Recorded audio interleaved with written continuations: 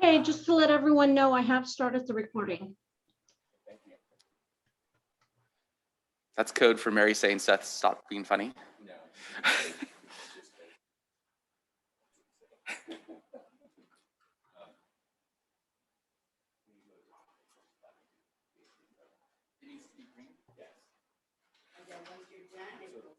Gone, just you know, to speak, you actually press your button. Yeah, I've been up here Oh, okay. during those forums. Oh, yeah.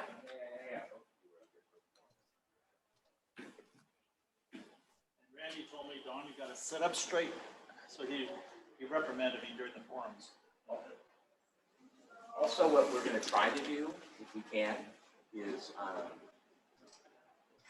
when before a board member speaks, like as far as if you have a comment on an item or something like that, we're gonna try to say our name. It was either that or stand up. So that people on Zoom can identify who's speaking. Otherwise, they won't be able to. You just maybe. I don't know. Okay. Some way, or Everybody's got good hands. Is that something that I get from ladies? Yeah, I just printed mine. Okay, but yes, they can do that for you.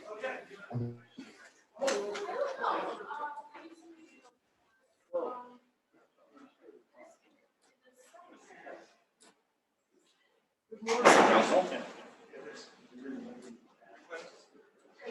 Are they? Oh, they're up there.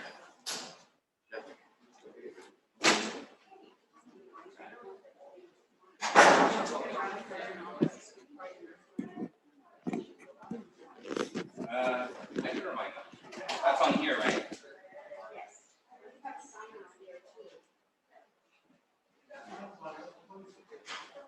No. There's also what to speak for this winner. Back there.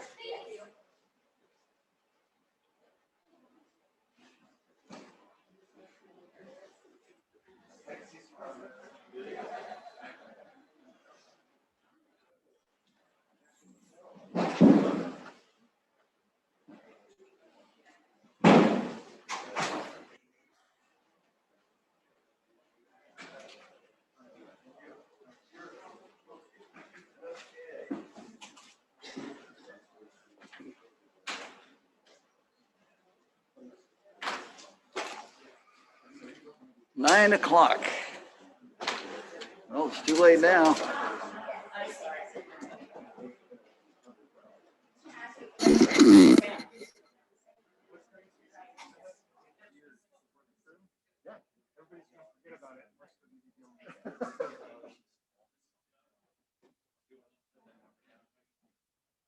This one's a little bit.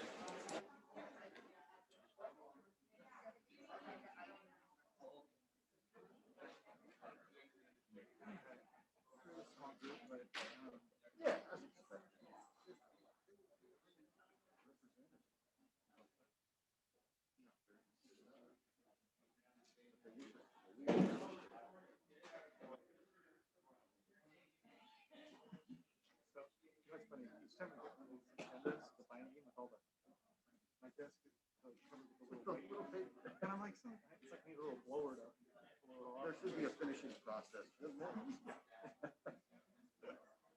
My one pet peeve. Making my desk a mess. Yeah, I got it right here still. Looks like I can't follow my desk. Testing 1, 2, 3, 4. Testing 1, 2, 3. How can we test? I can hear you fine, Andy.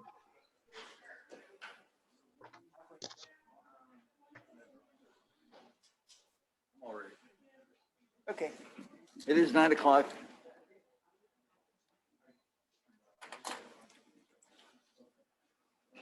Good morning and welcome to the Yuba County Board of Supervisors meeting dated Tuesday, April 13th, 2021 at 9 a.m. The board meeting will be open to in-person attendance. To remain in compliance with state public health guidance and Cal OSHA COVID-19 emergency temporary regulations, the county will limit in-person attendance to 25% of the room's capacity and will require 6 feet of social distancing inside and outside the chambers. Masks are required to be worn at all times while in the government center and while in the board chambers. There will be no standing room allowed. If all seats are occupied, citizens will be asked to wait outside.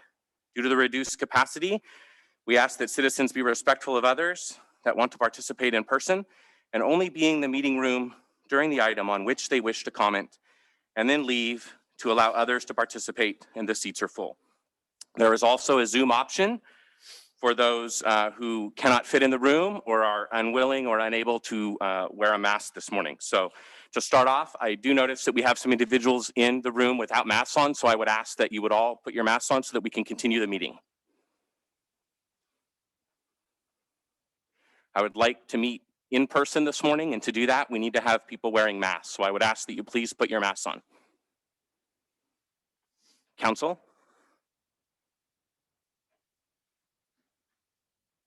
Good morning. Yes, thank you, Mr. Chair.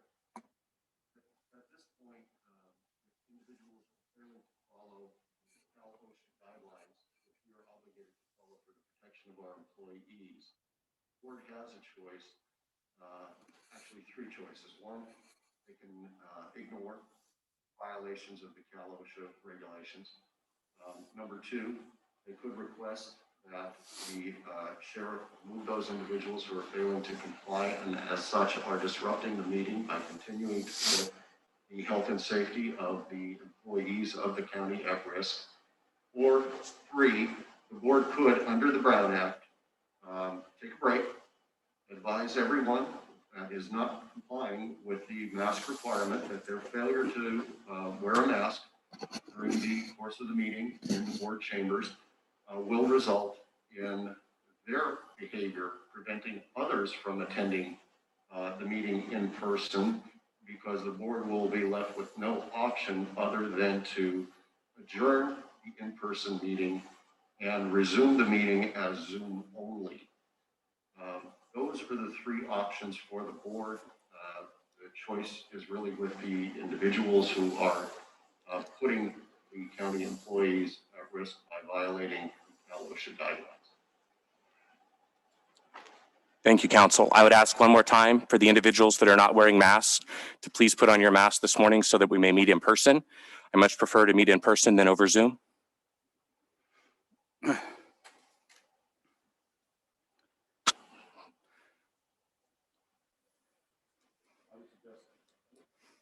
I would suggest at this point that we simply adjourn briefly, individuals consider their position and the effect it is having on others, and take a 5-minute break, see if reason rules the day or if the board's choices are being further limited.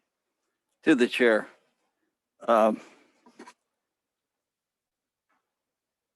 People have rights, and there's no real basis in scientific evidence that shows the masks are effective. And I don't think this is the hill to die on for the board. We've got a small group here. They're spaced out. I suggest we go ahead with the meeting as is and leave it up to the individuals themselves, because they apparently feel very strong about it. And I think we as a board don't need to die on this hill. Are there other comments from the board?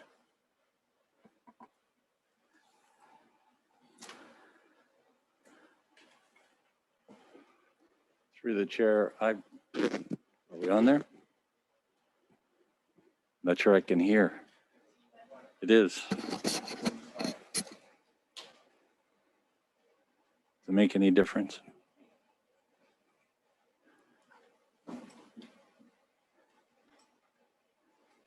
How's that work? Still not working. Can they turn the volume up?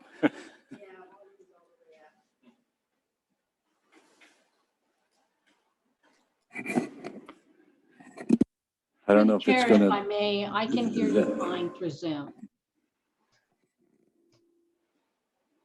say that again. Ah, there we are. Okay. All right. So I do believe that we're obligated to comply with Cal OSHA. It's going to leave employees and the county vulnerable. All of those guidelines. So I don't see any other recourse that we continue to ask that the public, which is a very minor ask, put on a mask. Otherwise, I think we need to recess.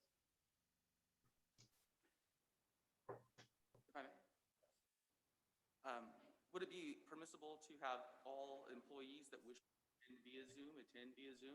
Everyone who needs to operate in a safe environment, operate in whatever safe environment they feel is most conductive for their own personal health, and those who are willing to stay. And then we can just run a hybrid meeting where the people who are here want to be here and people who don't be in a more safe environment. Well, I know we have tried to maximize the amount of employees that are attending via Zoom, mainly to make space for the public.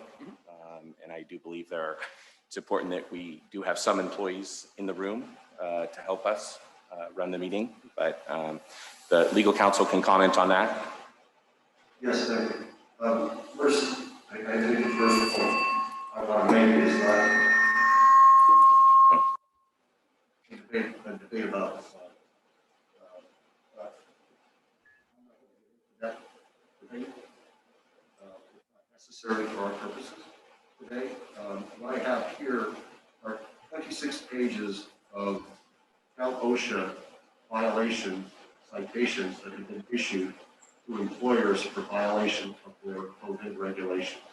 No matter how you feel about their regulations, you have 26 pages of citations, and the fines range anywhere from a few $1,000s up to $150,000 for a violation of the COVID regulations. So my concern is not, my concern is always to protect the county from liability.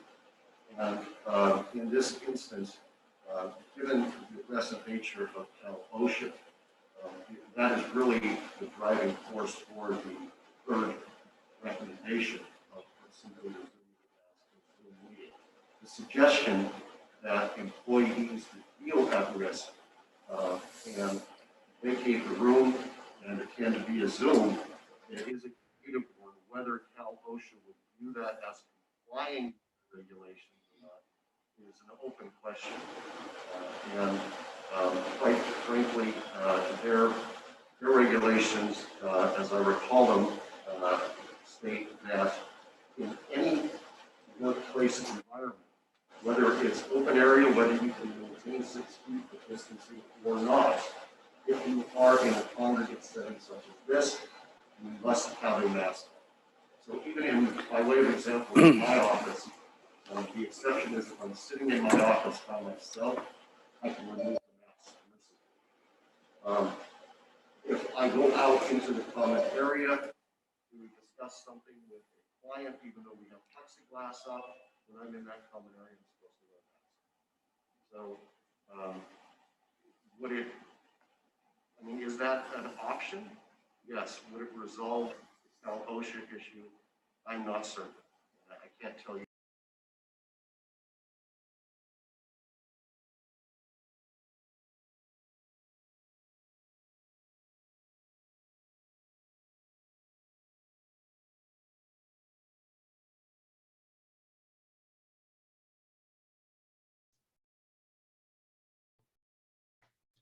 Katie, this is Rochelle. I need to have one of the IT people come in to me. I can no longer hear what's happening in the board meeting.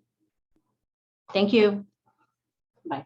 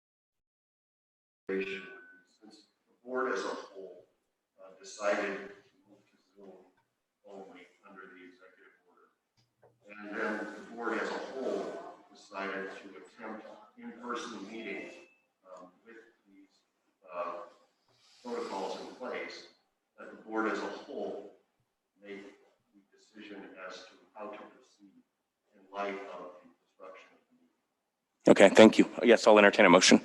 All right. Not at this time. Sorry, sir.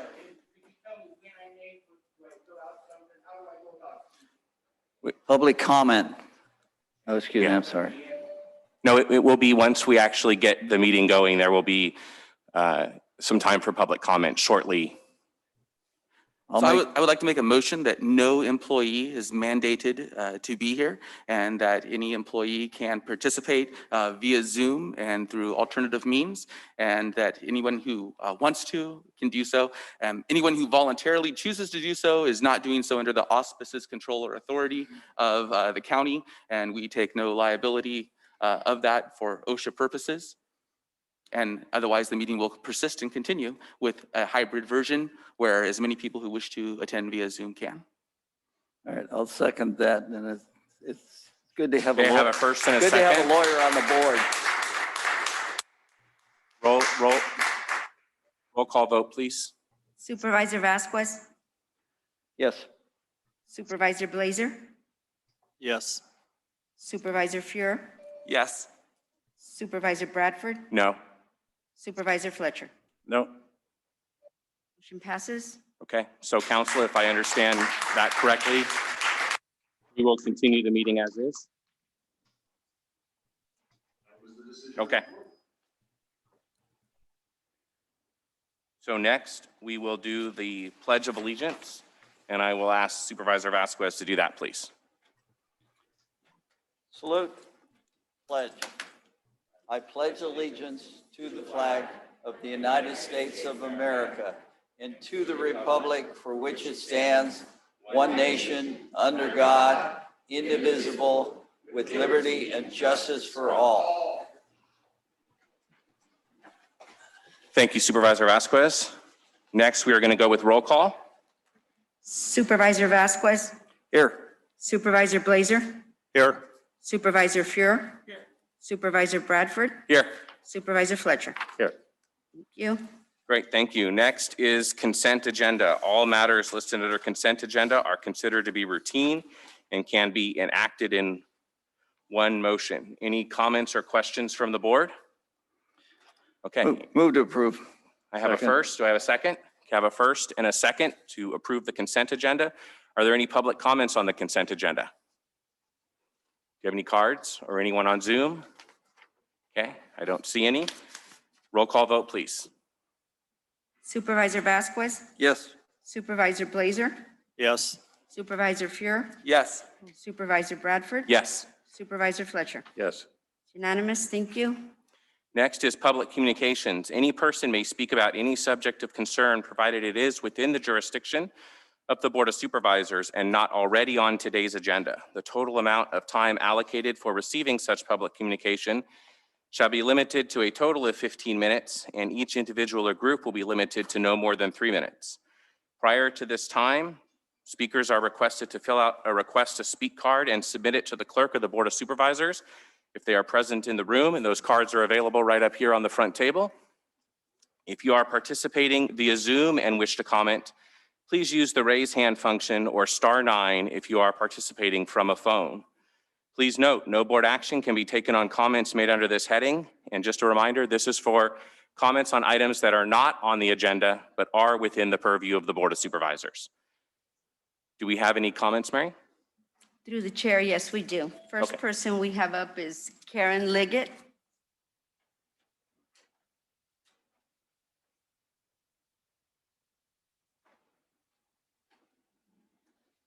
Good morning, supervisors. I had the privilege of going up to Sycamore Ranch for the first time. I've been here 65 years and never been there. And the first day I got there, that it was okay when I set up, and the guy that runs it, Billy, he's super great, but he does not know you guys. He would like for you guys to come meet him, so he would know who the supervisors are. Because I asked him, did he know any of you guys? And he said, no, he didn't know. But he's really super great. He does a super great job. He goes over and beyond. But my first day there, that I went and parked and got set up and went and walked around. And then I started hearing loud music in my area. And it was so loud, I couldn't even relax. So I got up and I walked around again. I figured maybe it's temporary. And this happened 2 of them, up until 10 o'clock, they finally stopped. But after that, they were making all kinds of racket till midnight. And during that time, I was trying to watch a movie that I plugged in to my laptop to watch, still could hear the music and the stuff during that time. It was between 10 and 12. And it was so disturbing, I couldn't even go to sleep.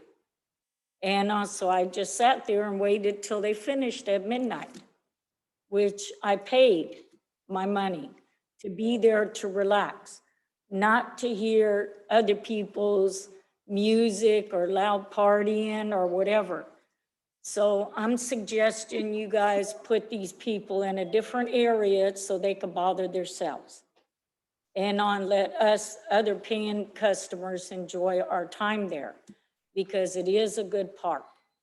It has a lot of good, things to do, but there is not enough lighting.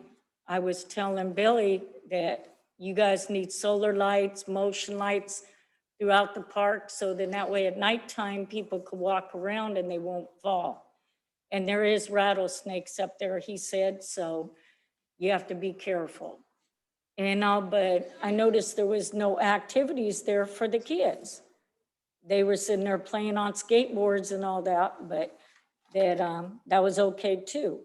But the last day I was there, Monday morning, I got up at 6 and went to walk around to get some exercise. The family next to me in the next spot, they decided to smoke blunt from 8 o'clock in the morning till I left at, 11 o'clock. Through the My chair, unit smelled like blunt. through the chair, point of order. We should be using a timer. Yeah. So I was smelling blunt the whole time in my unit. And when I left, my unit smelled like it. And so I would appreciate you putting these smokers in another area because it's too confined. We have to put up with it, and we're paying our bills, our time there too. I would appreciate us to enjoy our time at the camp for you guys. Chair. Okay, thank you. And I Thank you. have a bunch of Thank you, Karen. suggestions. I think your time is up. Thank you.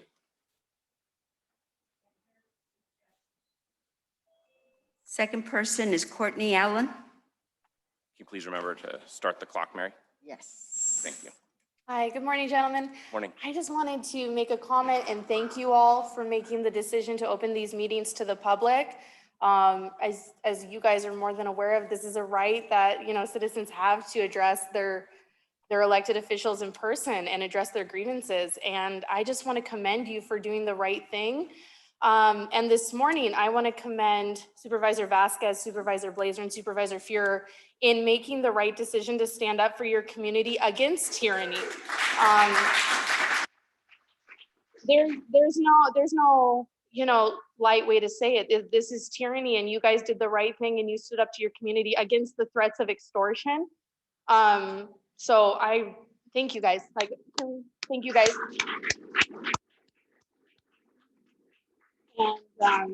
And I just hope to see you guys continue to fight for our freedom against this tyrannical government coming from the state. So thank you again. Thank you, Ms. Allen. Who do we have next, Mary? Terry Thompson.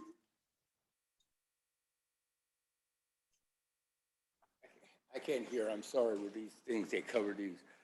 I would like to address you on something about the Constitution of the United States. The Constitution, all of you took an oath to the Constitution of the United States when you took this position to uphold the people. My question to you is, why are you allowing OSHA, as they're talking about, to tell us to do things that are against our constitutional rights? And you people, thank you. And you are doing something that to me is incredible. You're actually standing up for us, which is amazing because this hasn't been done in decades. You're starting with the Second Amendment, but I think you ought to start with the First Amendment. Taking our rights away, making us do things. We are adults. We know what is wrong, what isn't. Do you know how many people have lost their livelihoods, have lost their fortunes, have lost everything over a tyranny government that is telling us to wear masks? We're old enough people to understand if you're sick, stay home. We don't need all these laws that are not laws. They are someone telling us what to do. You should be listening to us and telling them what we are going to do, not what they want us to do. Until that's straightened out, all of you that took that oath, you're not doing anything with it. You're going against the oath that you took to these people and everyone in this community. Stand up for the Constitution, the Bill of Rights, the Declaration of Independence, and the governor and anybody, OSHA, whoever it may be, that tells us that we have to do something because they feel they're right. I know what's good for me. You know what's good for you. Everyone up there knows what's good for them. Stop treating us like children. Let us have our life. Let us have our freedom because no one is going to take it away from us. And if we keep doing this, we're causing more and more problems. So I would start with what is our rights, what is the law, and go back to God and quit doing all this other stuff because you're worried about them giving your money to you so that we can do. You know what? Stop giving them the money. Keep that money in this county and do not send them a dime. Then you don't have to worry about them giving you pennies back. Anyway, thank you very much. We have another individual, Mary, who would like to speak.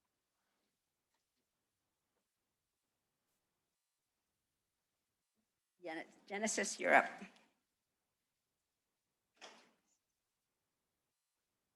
Thank you. Good to see you supervisors in person. Thank you for opening up the meeting. Thank you for doing that on the last meeting, and it's good to be here. And again, as Courtney said, I'd like to congratulate Supervisor Vasquez, Blazer, and Fuhrer for passing that resolution. That was something really, really awesome. Thank you for that. I appreciate that. And I appreciate having our rights upheld. This is not a privilege. This is a right to address you in person and to do so without any medical interventions forced upon us. You know, I think we all know it starts with a mask and the things that are coming down the pike. I mean, take a look at New York right now. The Excelsior Pass, right? That's getting ready to be put in right now. Take a look at even, not in this country, but in Israel. I don't know if y'all are watching what's happening in Israel right now. Over 50% of the population is vaccinated right now, and you cannot do anything there without a vaccination. So this is so important for us to have this right, for us to stand here in front of you. And also I appreciate that you have it on Zoom as well for, you know, the times when we can't be here in person so we can still address you. And for those that, you know, may not feel safe being in the room, I understand that too. We want to accommodate and we want to hear from everyone. So we appreciate you making that choice. And I want to echo some of the comments that have been made earlier that, you know, this stuff with OSHA is just, are we going to allow these boards who do not live here who do not, they're not we the people. We are the people. So if this is about money, if this is about anything other than us and what's best for our community here locally, then it just does not apply. And we can figure out a different way. And we the people, all of us here in this room, and those that are watching, and those that we represent that are not in this room, who could not be here because they're at work or whatever right now. We are behind you. We are here with you. We will figure out another way. But the most important thing is that we retain our liberties, our God-given, unalienable rights. That's what I have for you today. Thank you. Thank you. Mary, do we have some more cards for general public comment? Yes, we do. Rebecca Carlson.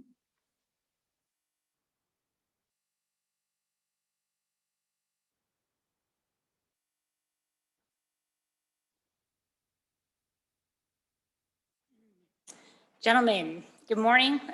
Mr. Fletcher, thank you for all the help that you've given me on Timbuktu Road. Thank you, gentlemen, for opening this meeting. I love being able to look at you guys and you being able to see me, because over the phone, it doesn't do quite justice.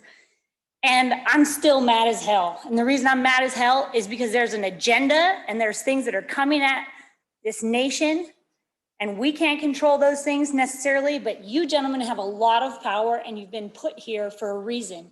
And just like the gentleman before said, we're on your side. And I believe you guys want the same things that we want, but we're asking you, stand up and fight. Fight for freedom, because if you don't stand up now, if you don't reject the little rules, every time you're giving away freedom, and you are taking away our freedoms, and we're not going to put up with it. We're not putting up with it now, and we are fighting, and we want to stand with you and do what's right for America. And there's a lie out there that says we can't go back to normal. Oh, yes, we can. And we're asking, and I want to ask each one of you, forget these guidelines, forget them, and open up this county. Go visit the businesses. How many of you have been to Silver Dollar and asked the gentleman who owns it how much money he's lost out of his retirement? Have you guys lost anything out of your retirement? I'm asking you, have you got raises? Where's your money at? Are you losing anything? Are the county employees suffering at all? Are their pensions are you having to dip into your retirement? Because I know there's tons of people that have in this community. So I want to ask us, not ask you, but tell you, because you work for us. You don't work for Gavin Newsom. F that guy. Stick a bean up his nose, shove it up. We don't need him. And guess what? This county's probably fine with the government not even running. We're doing just fine. Let us open our businesses. That's what we want to do. And walk around with freedom, not with rules. These rules don't even make any sense. Like, just common sense. If those masks are so good and this thing is so dangerous, OSHA, then how come we don't have hazardous places to put them in? Instead, they're thrown all over the streets. Oh my gosh, unbelievable. Come on, pull your heads out of your butts and reach down, find your balls, open this place up. This is America. We're not Chinese. It's America. That's it. Thank you, Ms. Carlson. Okay, we have no more cards for additional public comment, and I do not see any hands raised on Zoom at this point. So we are going to go ahead and move into special presentations, starting with item 172, 2021. Present proclamation and certificates recognizing public health pandemic response.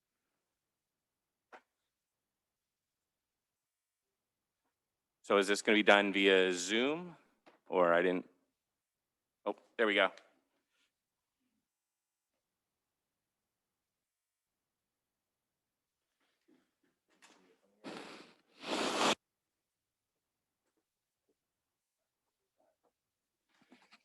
Morning, Dr. Rice. Good morning, Supervisors. So I have a proclamation I'm going to read here this morning. County of Yuba Board of Supervisors proclamation recognizing public health pandemic response 2020 to 2021.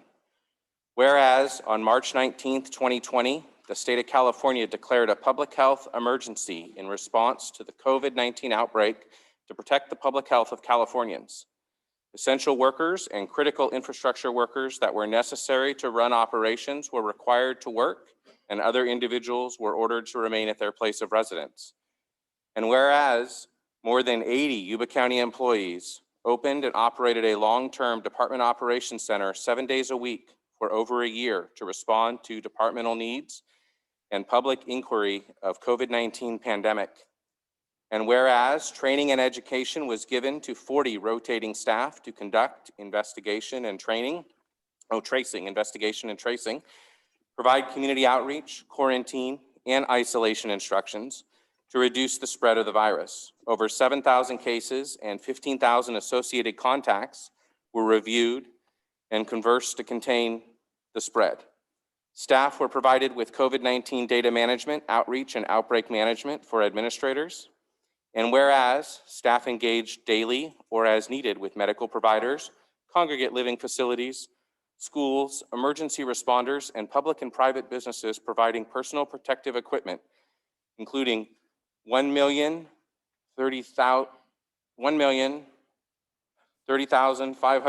N95 masks, 29,000 masks, 1,200 bottles of hand sanitizer, surgical gowns, testing swabs, viral transport kits, disposable gloves, and face shields for first responders. And whereas public health created an outreach team to educate on ways to mitigate and prevent COVID-19, they received over 14,000 interactions from social media posts such as TikTok, Facebook, Instagram, and YouTube.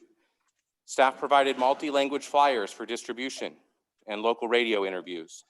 A photo booth was set up at the mass vaccination clinic where over 2,000 vaccine-themed photos were taken. And whereas Yuba County staff provided multiple mass vaccination clinics and smaller clinics in hard-to-reach areas and populations, Yuba Sutter staff jointly have given over 17,000 doses of vaccine and partnered with local medical providers, clinics, hospitals, and pharmacies to expand vaccine access. Now therefore be it proclaimed that the Yuba County Board of Supervisors recognizes the exemplary service demonstrated during the COVID-19 pandemic response and recognizes Yuba County employees for their commitment and dedication and calls upon all citizens in the celebration and support of improving public health. So thank you to all of the public health employees in our county. Thank you, sir. Would you like to say a few words? I would just like to say that I've worked with this group since the very beginning. We've spent uncounted hours. I know for over a year, people on our staff were not able to take any vacation time. They were not able to take weekends. We worked 7 days a week to try to bring the virus under control. We've managed to bring things down to the point where we're working only 6 days a week now. But the staff have been truly dedicated and have worked to address this pandemic. And the pandemic is apolitical. The pandemic doesn't care who you are. The virus doesn't care what your thoughts are. And we have had people in Yuba County and Sutter County that we've worked with who have suffered, and we've had people who have died. And we've done our best, and I think that the staff, I really appreciate this. The staff should truly be commended for the hard work that they've done. So thank you very much for this proclamation. I really appreciate it.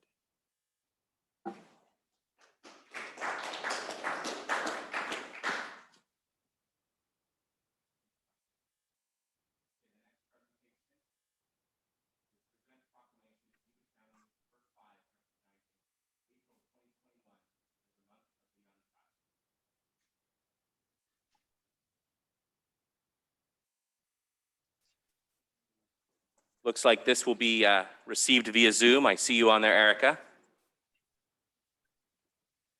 County of Yuba Board of Supervisors proclamation recognizing April 2021 as Month of the Young Child. Whereas the first 5 Yuba County Children and Families Commission will celebrate the Month of the Young Child in April 2021 in concurrence with the National Association for the Education of Young Children's 50th anniversary. And whereas there are nearly 7,000 children birth through age 5 living in Yuba County. And whereas First 5 Yuba is committed to concentrating on the elimination of persistent inequities and disparities in our community, particularly those impacted by poverty, which undeniably kept children from reaching their greatest potential. And whereas high-quality extra child care and education can help alleviate the effects of poverty, detect and remedy delays, identify and help prevent neglect, and lead to positive outcomes, helping children to be better prepared for school and more likely to succeed. And whereas in participation in quality early care and education saves taxpayer dollars, makes working families more economically secure, and prepares children to succeed in school, earn higher wages, and live healthier lives. And whereas over the past 20 years, First 5 Yuba County has been at the forefront providing early childhood services, advocating for policy change, and supporting the professional capacity of providers, serving thousands of families and investing over $20 million in the local community. Now therefore be it proclaimed, the Yuba County Board of Supervisors does hereby join colleagues, friends, and family as they celebrate the mission of First 5 Yuba County Children and Families Commission in proclaiming April as Month of the Young Child and its ongoing commitment to stabilize, sustain, and support childcare and early learning through the pandemic crisis, recovery, and beyond. Eric, I want to thank you and your team and your partners over at First 5 for all the great things you do for our community. Would you like to say a few words? Sure. Thank you, Mr. Chair, and thank you to the board just for taking the giving us the opportunity to recognize young children during the month of April. And I just also like to take a quick opportunity to ask for the board's continued support and leadership as we begin to recover from this pandemic to ensure that our young children and their families continue to receive resources that support their health, development, social, and emotional well-being, because these young children are the future of the Yuba County community. Thank you so much, Mr. Chair, and to the rest of the board. Thank you, Erica.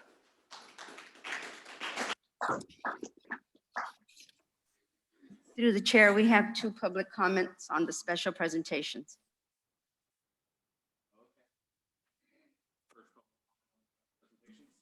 Genesis?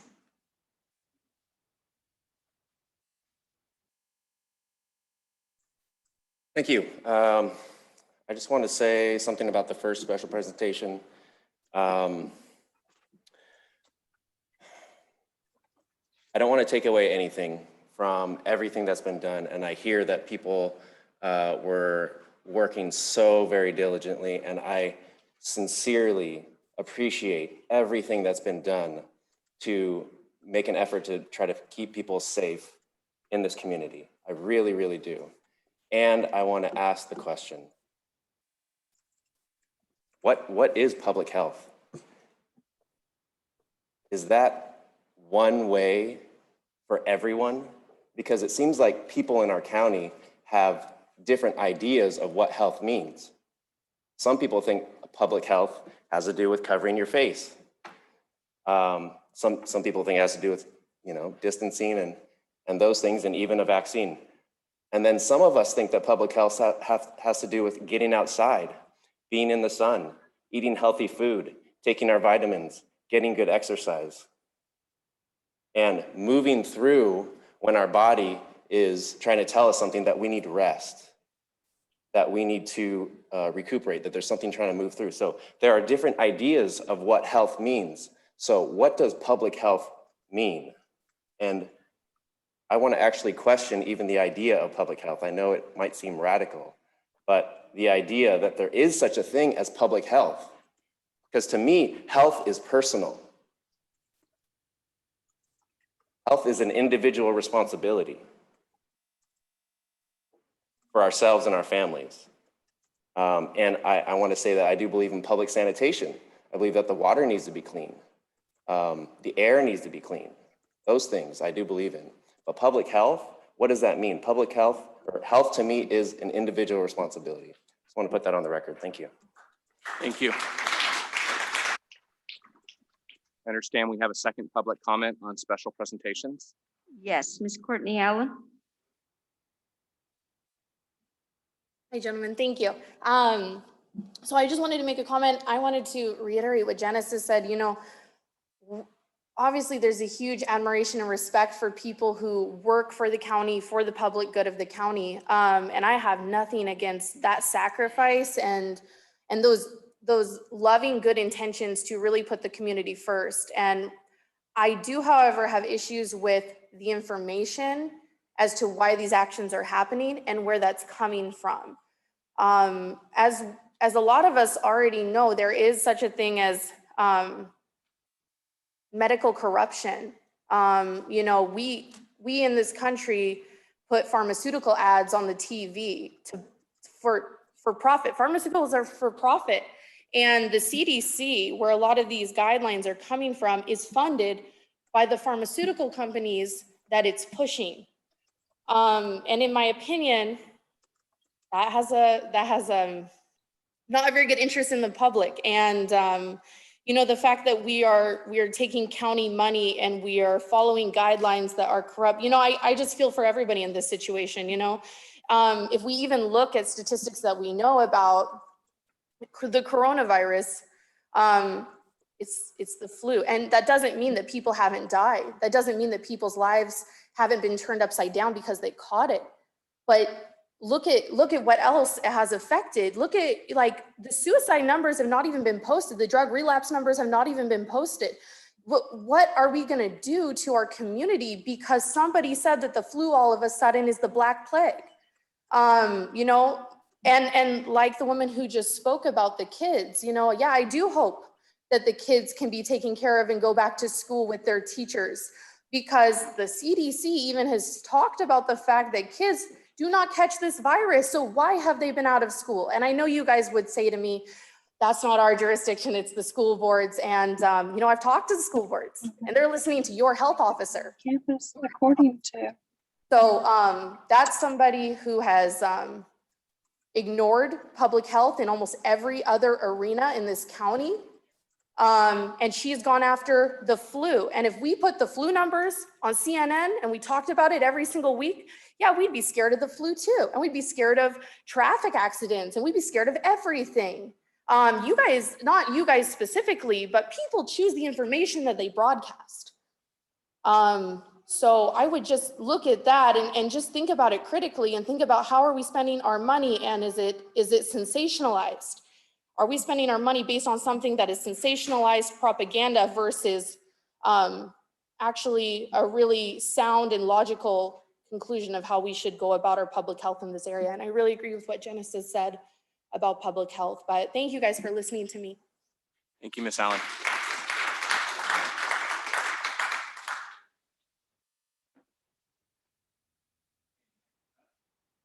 Got to get used to this mic again after a year. So next up is County Departments 104-2021, Health and Human Services. Approved letter to the California Department of Healthcare Services indicating Yuba County's intent to transition to a local Medicare managed care plan and authorized the chair to execute. Dr. Rice, is this you, I'm guessing?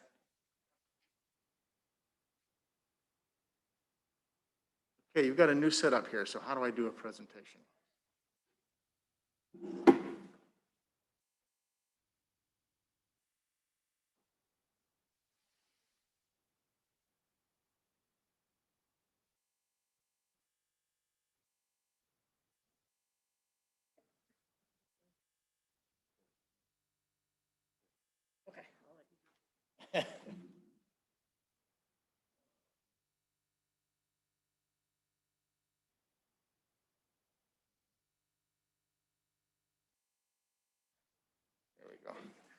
Good morning, Mr. Chairman, members of the board. I'm Dr. Homer Rice. I am the Yuba County Health and Human Services Deputy Director for Public Health. And I'm here this morning to ask you to authorize the chairman to sign a letter of intent to the Department of Healthcare Services for Yuba County to transition their Medi-Cal managed care plan from the regional model to a county organized healthcare system, or COES, under partnership health care. In way of background, in 2013, 28 counties in Northern California, including Yuba and Sutter, transitioned to a managed care model from the Medi-Cal fee-for-service payment plan. At that time, 18 counties were placed in the regional model managed care plan served by Anthem Blue Cross and California Health and Wellness. Since then, a number of the regional model counties expressed some dissatisfaction with the way things were going with the regional plan. They brought their concerns to Senator Nielsen, and he requested an audit of the oversight by DHCS of the regional model.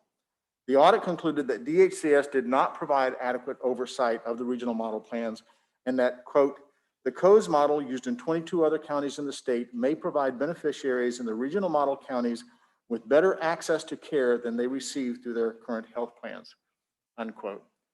So the counties of the regional model began to explore options to transition to another managed care plan. So in 2018, the board approved a resolution that, there we go. Yeah, the board approved a resolution to authorize county staff to pursue a transition from the regional care model to a COES model. County staff consulted with other regional model counties and members of the Department of Healthcare Services and Partnership Healthcare, and the recommendation to move to partnership is based upon both providers and county officials serve on the board of directors, which creates a more responsive organization. Partnership Health Plan enjoys exceptionally high levels of customer satisfaction along its patients, and Partnership is a nonprofit organization with a low overhead rate, which allows them to invest more into the delivery of healthcare services. So DHCS has told us we have two options. We can either go with a letter of intent, or we can go through the RFP process. If we want to pursue the letter of intent, then we have to we had to submit a letter by March 31st, and 8 of the northern counties were able to do that. I was able to get an extension to April 30th for the letter of intent. The letter of intent has to be signed by April 30th. It has to be signed by the chair of the board. It is a non-binding letter.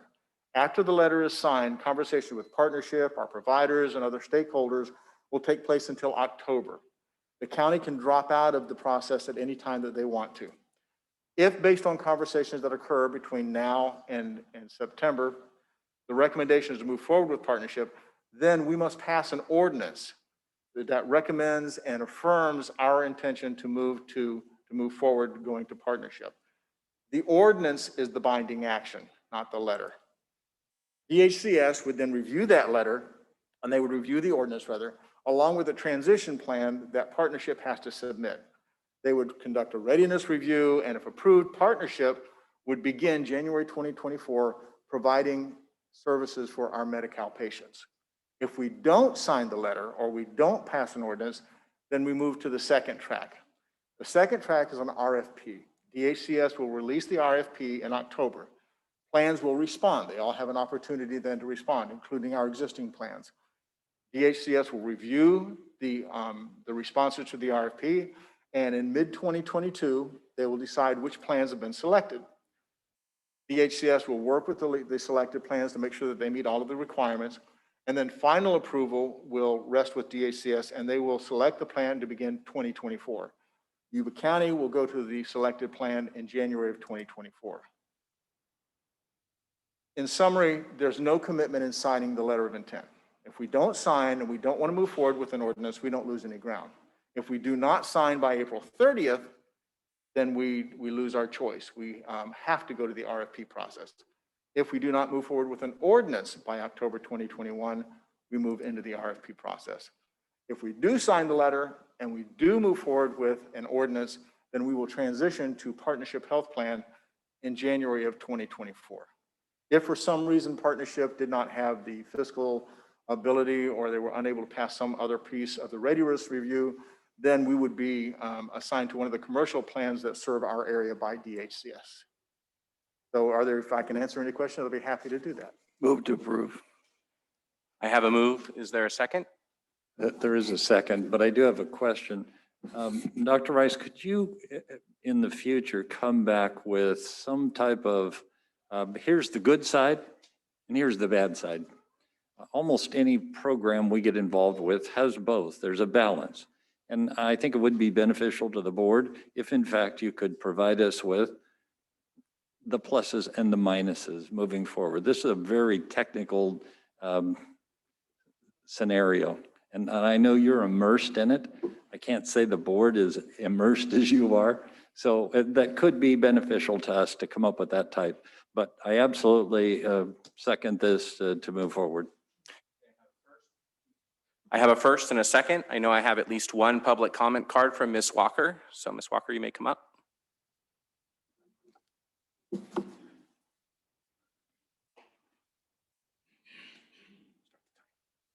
morning. Thank you for allowing us to be here in person. We appreciate it. I'm Kathy Walker. I'm here representing Ample Health. I also have Ben Flores, our CEO, is here as well. If you are not familiar with Ample Health, we serve 6 counties. We're a federally qualified health center. We are here in Yuba County as well as Sutter County. We serve 60,000 Medicaid beneficiaries. It's what we do. And we are here to oppose this letter of intent. We ask you to really take a long, hard look. We did send an email, a letter. I hope everyone received it and had an opportunity to really understand our side as your partners in the community, as the providers. We have a problem with the process. We don't have a problem necessarily with Partnership Health Plan. We've never had a conversation with them. Staff were asked to come back to us in Sutter County, and obviously that involves Yuba County as well, with the joint staff, and meet and have conversations with us. That occurred last week. The meeting for partnership is set up for after this meeting. There has not been a process. The letter you're motioning to sign, paragraph 2 states that there has been ongoing conversations with providers. That is untrue. That has not occurred. We are the providers in the community, and that has not occurred. By going down this route, again, we're not opposed to change. We're opposed to the process. We're unable to see where in our communities a monopoly is ever a benefit to our community. And by going down this path without a competitive process, that's what we're doing. We're handing it to one person, and then you're leaving it to us to figure out how to make it work for your community. We're asking you to really think about competition. There is no time now to do competition for this LOI, for the COES model, because the staff have waited until the end, and now there's not that ample time. So we would be handing it to partnership. This is, Dr. Rice, is correct. This is non-binding. What is binding is if we go down a COES model, you can't change partners. You have selected Partnership Health Plan with no conversations, with no competition. And so we're just asking that the board really stop and think about a monopoly and what it leaves us with as providers in the community to pick up the pieces afterwards and to provide care for these 60,000 Medicaid members. Thank you. Thank you. Through the chair, if I can ask a question of the doctor. Yes. So partnership is going to be someone you're going to be meeting with for the next 6 months to establish the parameters and details. Can that same activity be done with, let's say, HealthNet, and they could provide what their model would be at the same time to do the same thing? Or is it only can be partnership and it cannot be someone else? HealthNet is part, okay, there are various Medicare managed care models. The one that we are in is the regional model, and we were assigned Anthem and California Health and Wellness, HealthNet, okay? They contract with the providers to provide them services. So if we do not go with the LOA with partnership would then no longer be in play. It would go to an RFP. The RFP would put out to bid to Anthem and to others, other providers who could be done. Could HealthNet do what partnership is offering to do? Is my question. They cannot. Okay. No, the way that the law is written, there are specific plans. The COES model is a single provider plan. HealthNet does not qualify as a COES. A COES is a county organized health system. HealthNet is not.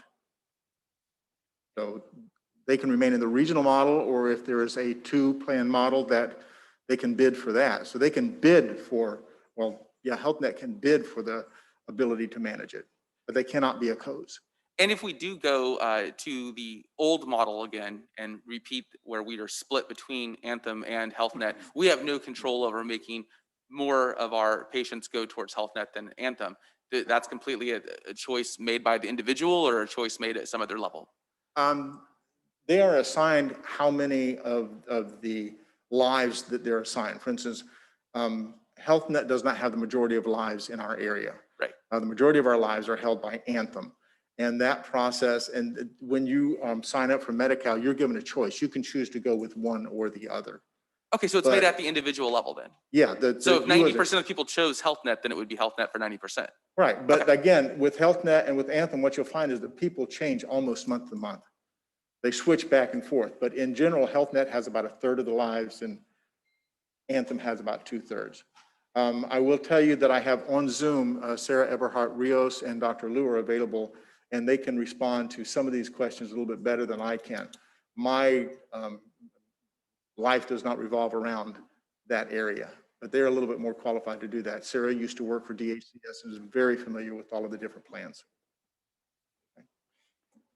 Thank you. I do see if there's no additional board comment at this time, we have 2 public comment from Zoom. So can we hear from Justin, Mary? Well, through the chair, Dr. Rice, Dr. Rice? Yes. Okay. So are you going to continue to talk with AMPLA to see if we can? We will talk with all of our providers before we make the decision. Okay. The decision has to be made by October. You will come back to us with what the results of that discussion was and which way you recommend us to go. Right. Supervisor Fletcher had asked for like a comparison of the pros and cons. I think it would behoove us to meet with the providers first to get their take on what the pros and cons are. We have a meeting with the providers and partnerships set up already for later this week to discuss these things. Okay. All right. Thank you. You'll come back with us. Okay, go ahead, Justin.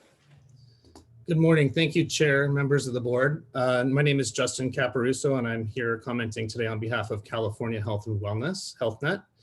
We also are requesting that you deny this approval of a letter of intent, simply for the same reasons, process-based. California Health and Wellness over the past 7 years has had the pleasure of working directly with county staff and community partners to serve our Medi-Cal members in the county. And during this time, we have worked to grow an accessible, responsive, and integrated Medi-Cal managed care system that serves the county well.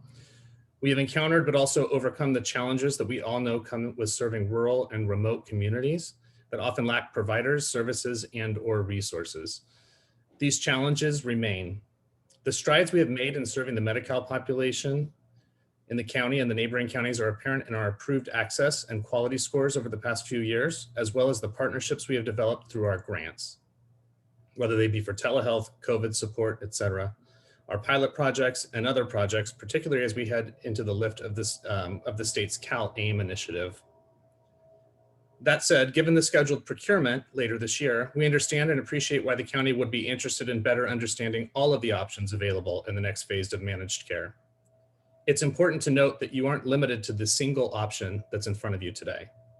There are other options available and would lead to a more competitive open process. We're reaching out today because we know that there is incredible value in dedicating time and resources to exploring these options and for adapting for what you've built rather than requiring your entire Medi-Cal community to start from scratch. And we would like to be part of that process in conversations with staff and your board on the value of a continued partnership with California Health and Wellness, as well as some other options that may be available to the county. Thank you for your time this morning. And again, we urge you to not approve the letter of intent. Thank you. Thank you, Justin. Looks like Steve would also like to speak on Zoom. Yes, thank you. This is Steve Hammerstrom representing Adventist Health, and I would like to take the opportunity to second what Kathy Walker has said about the process. Really, this is a once in a generation opportunity to design a Medi-Cal managed care system that works well for the patients, the community, and the providers. And as providers, we'd really like to be part of that design process to really focus on a few things. We'd like to focus on local accountability as it relates to quality, access, and the cost, to have the accountability to the county, the provider stakeholders, and our beneficiaries, which are our patients. We would like to have meaningful engagement, governance, and coordination of local providers, meaning the physicians and the hospital, in how care is delivered and how those outcomes are managed. And of course, we want transparency as you do, and we want trust between all of these providers that I've mentioned, specifically, again, the health plan, the providers, and the county. So we do believe that there are other possible alternative models than really what's being considered, and we would like to see those explored. So while we don't have a specific objection to the COES model or partnership health plan, we feel it's premature to advocate or recommend a course of action when there has not been meaningful conversations between partnership health and the local providers. Thank you. Thank you. Are there any additional public comments? I don't see any on Zoom. Do you have any cards? Okay, I'll bring it back to the board then for additional comments before we take a vote. Are there any? No, I'm fine. Okay, I would just say, I know we've heard from several of our partners and providers in the community, and I think they're just asking for continued openness and transparency and discussion. Sounds like that is what the county has planned if we approve this letter. And it sounds like, that this is not the final decision. And I'm sure staff, if the board approves, will continue having those discussions and those dialogues. So with that, I will ask for a roll call vote. Supervisor Vasquez, Yes. Supervisor Blazer, Yes. Supervisor Fuhr, Yes. Supervisor Bradford, Yes. Supervisor Fletcher. Yes. Unanimous, thank you. Thank you. Thank you. Okay, next up is item 141, 2021, Sheriff and Coroner, approve agreement with C. Wright and Wright Enterprises, DBA Western Valley Construction for the Yuba County Detention Facility Safety Redesign Project and authorize chair to execute. Morning, Sheriff. Morning, members of the board, Mr. Chairman. First, I want to commend you. I appreciate being able to be here in front of you live and in color.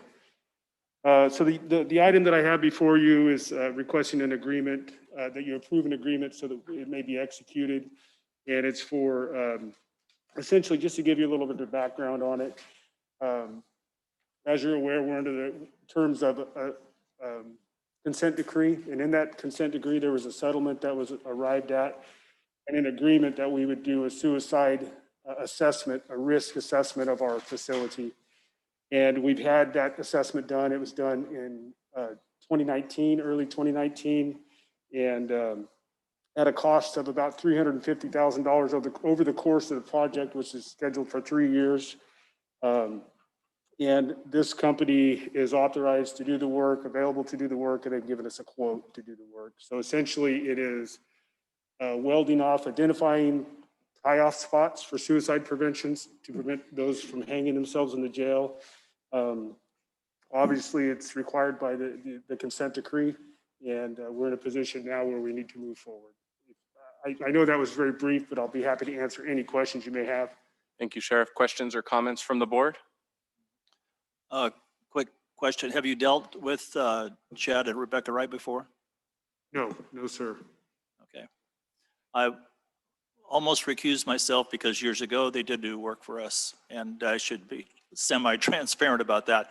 But they seem to be a very good company. I will tell you that it was difficult finding somebody qualified and able and willing to go into the jail and do this work. And I don't know that we had many other offers, to be quite frank with you, but their offer to do the work, they're very qualified to do it. My staff has met with them, although I have not. But yeah, they obviously are prepared to do the work when we're ready. Yeah, they should do a good job for you, I think. They have a good list of subs that work with them, so. Is that a motion? Thank you. I do not see any hands raised on Zoom. Do you have any cards as far as public comment for this item, Mary? Okay, great. With that, I will return it to the board. Do I have a motion? Motion to approve. I have a first. Second. And I have a first from Supervisor Fletcher and a second from Supervisor Vasquez. Assuming that card you just received is not for this item, is that correct? Okay, then roll call vote, please. Supervisor Vasquez, Yes. Supervisor Blazer, Yes. Supervisor Fuhr, Yes. Supervisor Bradford, Yes. Supervisor Fletcher. Yes. Thank you. It's unanimous. Great, thank you. Next up is item 150, 2021, County Administrator approve 2 letters of support for AB 1209, which will establish the Green Means Go grant and loan program and authorize chair to execute. Good morning, Jamie. It looks like you're up for this one. Good morning, Chairman and board members. This is Jamie Yang, Management Analyst with the County Administrator's Office. Our office brings here today a support letter to the chairs of the Assembly and Senate Budget Committees, and a support letter to the chair of the Assembly Transportation Committee for a bill that we believe is of importance to the county. AB 1209 by Assemblyman McCarty will establish the Green Means Go grant and loan program to reduce emissions of greenhouse gases and increase housing options in the 6-county Sacramento region by accelerating infill development through infrastructure investments. The bill focuses on a key component of the Green Means Go program by supporting infrastructure investments necessary to unlock the region's infill areas for development. Funding must benefit a green zone infill area and be accompanied by local policies incentivizing and removing barriers to development. With AB 1209 and the support of state funding for necessary infrastructure improvements, Green Means Go will improve the quality of life in the region by increasing housing availability, providing new mobility options, decreasing traffic congestion, and reducing greenhouse gas emissions. In anticipation of the Green Means Go funding, the majority of SACOG's 28 local jurisdictions, including Yuba County, have identified green zones and developed local policies and/or plans to support and promote infill development and new transportation options.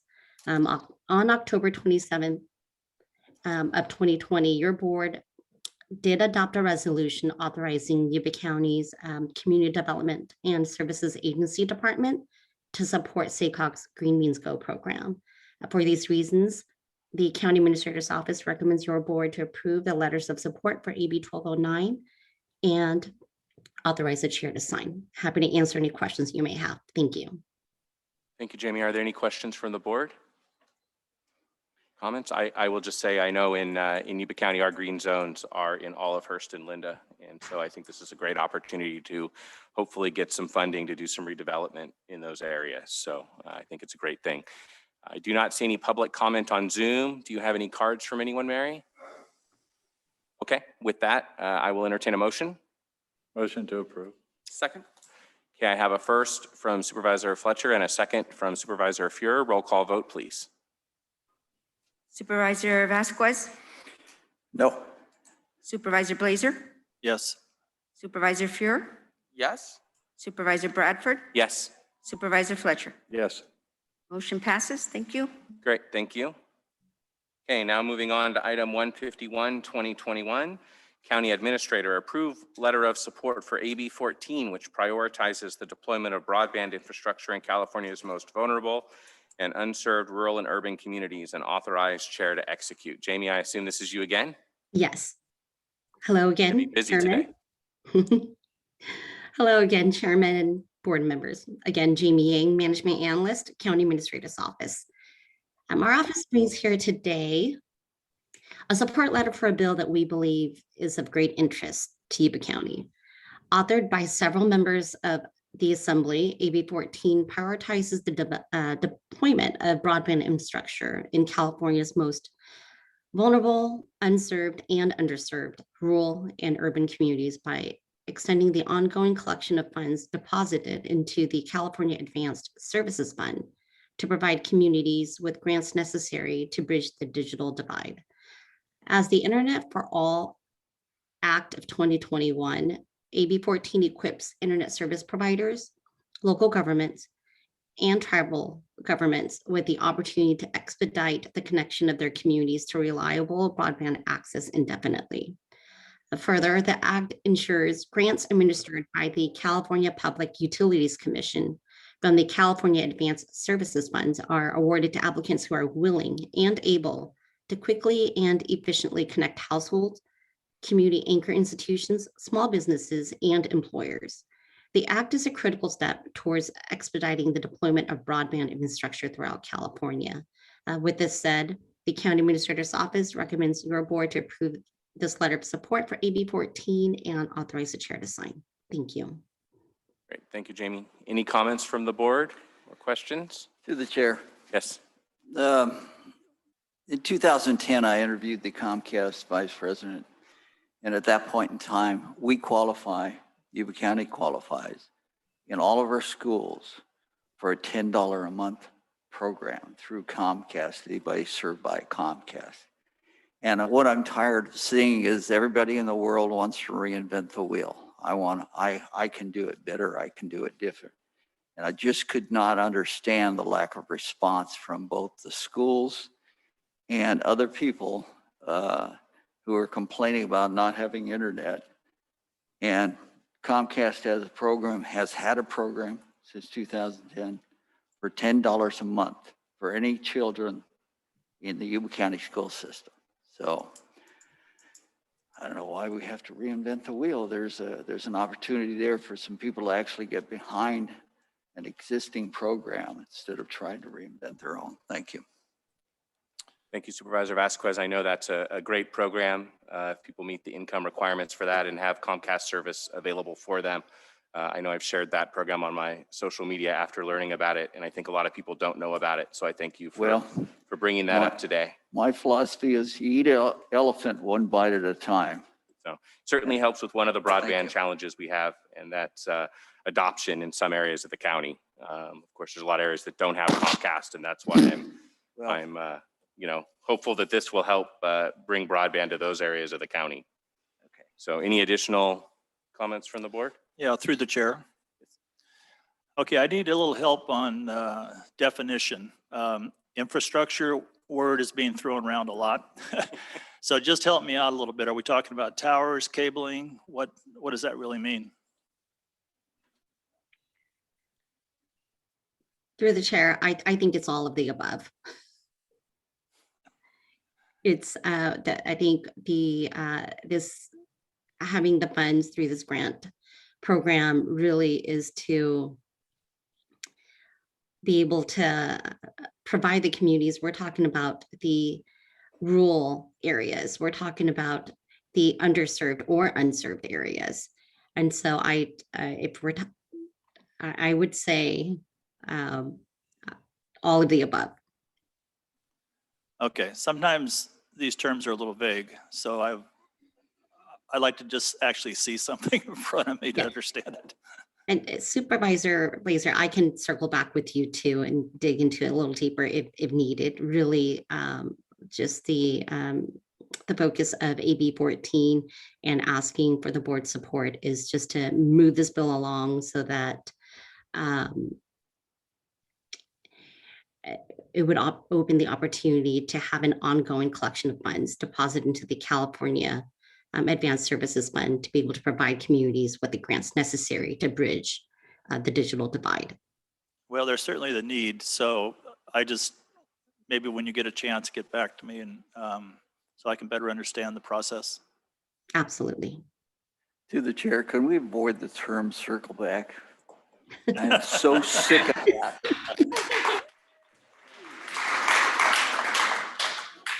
I'll second that. Okay. Through the chair, just a little follow-up on that. If you're asking for a definition on infrastructure, that's a miracle. I'm not sure you'll get there from here, but I do believe this is headed in the right direction. As you know, Supervisor Bradford and I are working as an ad hoc committee trying to improve the infrastructure that we have in the foothills that is in great need for internet and communication. The world is changing. This, again, I think is probably the right direction to go at this time. We're looking for alternatives and options, as many as we can find. I believe we have potential staff coming to help us out and focus in that area. And that individual may be able to really pin this down for us. So I'm much in favor of this, and I'll support a motion to approve. Okay, I have a first. Do I have a second?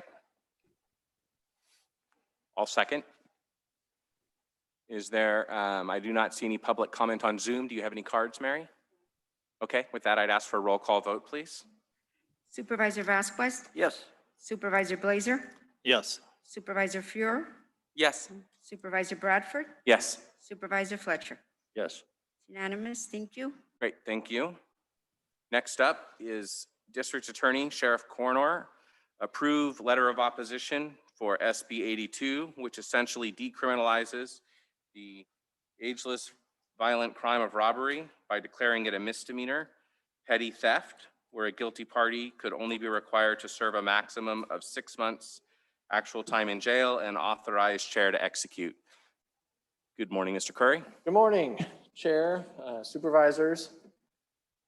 So I'm here this morning asking the board to approve this letter of opposition to Senate Bill 82 by Senator Skinner.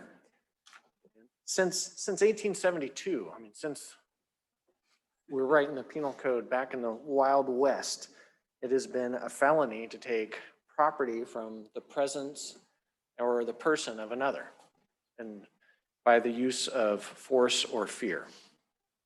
Senate Bill 82 seeks to change that and would require that all robberies that did not involve the use of a weapon or the infliction of great bodily injury, that those would be punished merely as misdemeanors. Again, a year max in the county jail, which really means 6 months if they behave themselves.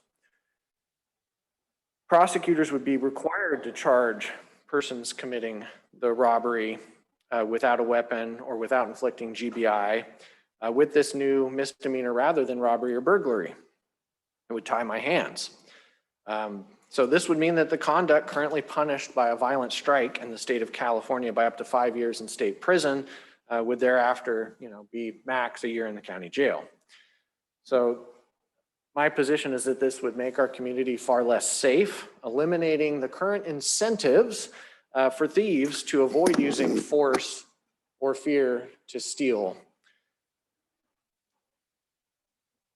Imagine a purse snatcher who decides in the parking lot of one of our commercial establishments to punch someone in the face repeatedly, causing a bloody nose and a black eye, to steal their purse with less than $950 in it, and that person being caught in the parking lot.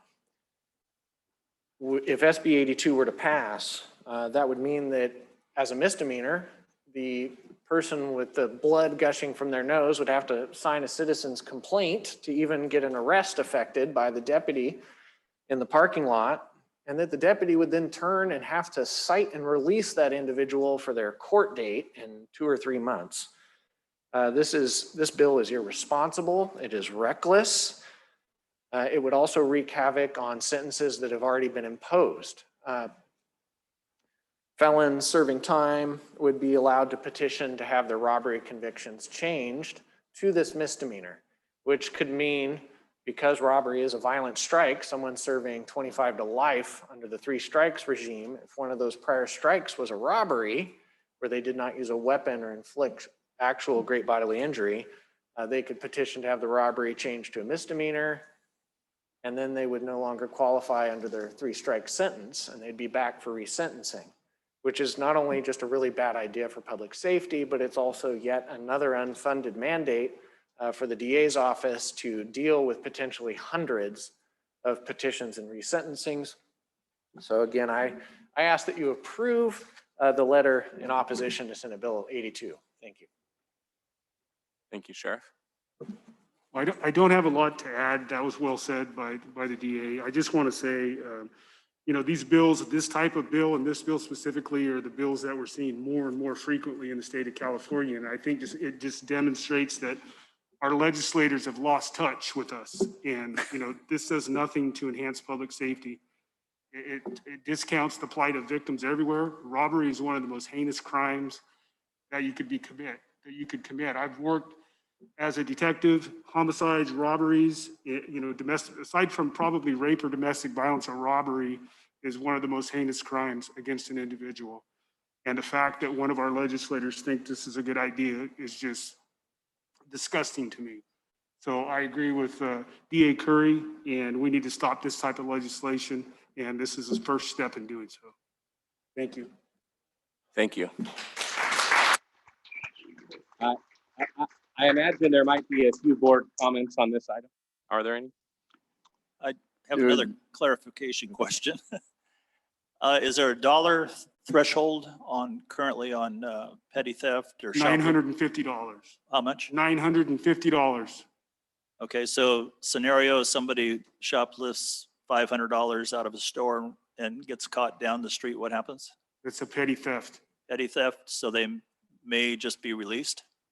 Cited or released depending on their priors. There's a formula that we have to calculate on a calculator before we do that, but no, I'm just kidding. So yeah, it could be up to jail, but most likely in the scenario you described, it would be a citation. They would be released with a court date to appear. So not a lot of incentive for them to turn around and go back in and pick up another $500 worth of stuff. There you No, go. and not, well, so with the way it stands now with the robbery, there's no threshold. So if I want to take Clint's wallet, it doesn't matter how much money he has. If I use force or fear to take his wallet, it's a felony. This changes that. So I have to commit great bodily injury to Clint to get his wallet to make it an actual felony. And then we go into the definition of great bodily injury, which I won't even delve into. That's probably Clint's call, but there's questionable concepts of that. Yeah, it would, when they say use of a weapon or great bodily injury is a legal term of art. It's defined. And the jury instruction says, look, this is more than minor or moderate harm.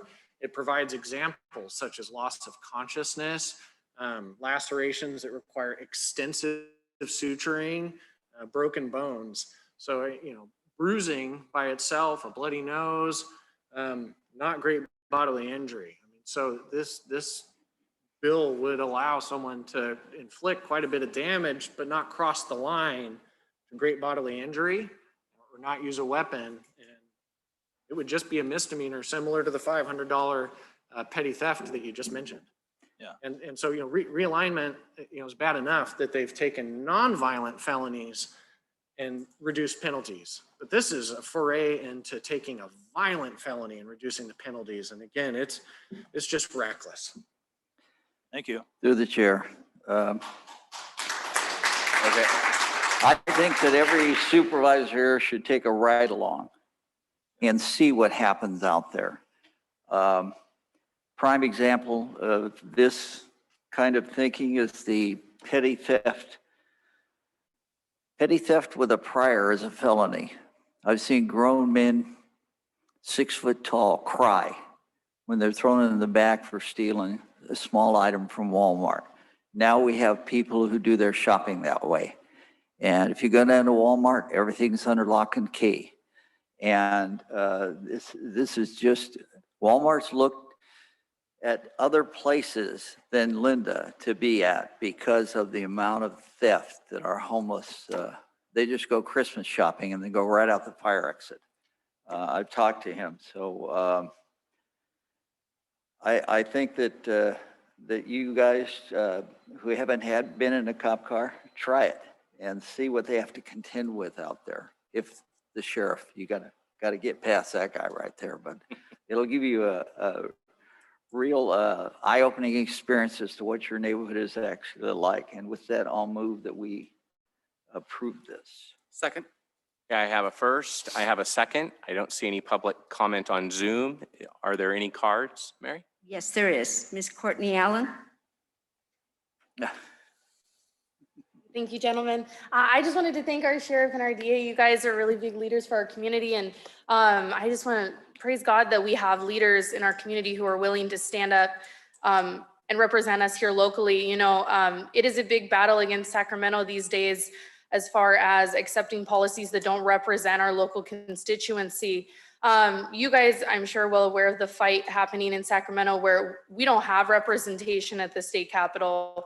Our people are not represented there because there's a majority who opposes the way that we would like to live. I would really like to see you all stand up for local representation here at the county, and I don't know what that answer is. We talked about charter counties last meeting and possibly how that could change the game here to maybe have a little bit more autonomy locally of how we want to govern. your council thought that maybe that wasn't a great idea.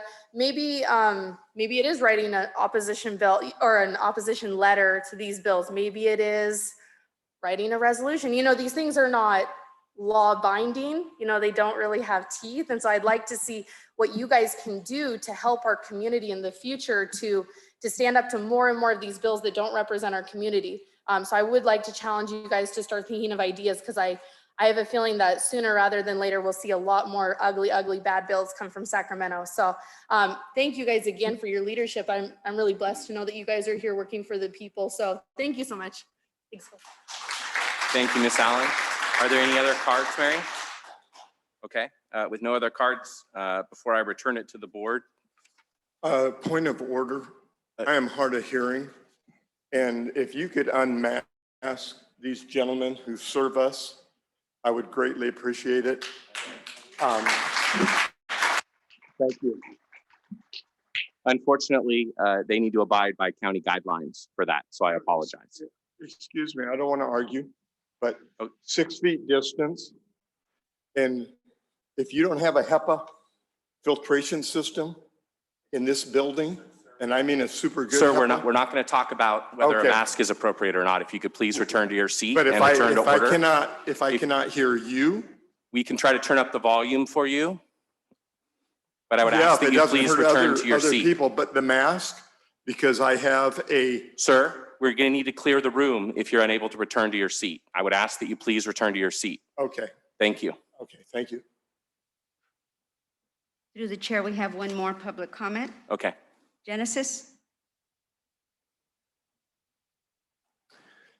Thank you. Yeah, I would like to, first of all, I just want to say thank you, Sheriff Anderson, for the awesome job that you're doing.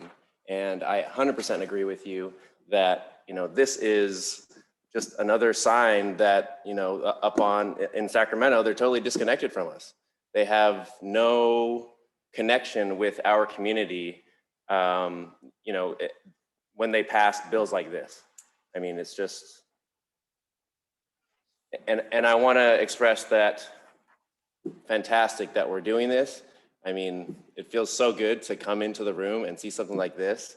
And the next one coming up, a couple more down. I'm excited to hear about that one too. But it makes me proud to live here. It really does. So thank you all so much. I really appreciate it. Thank you.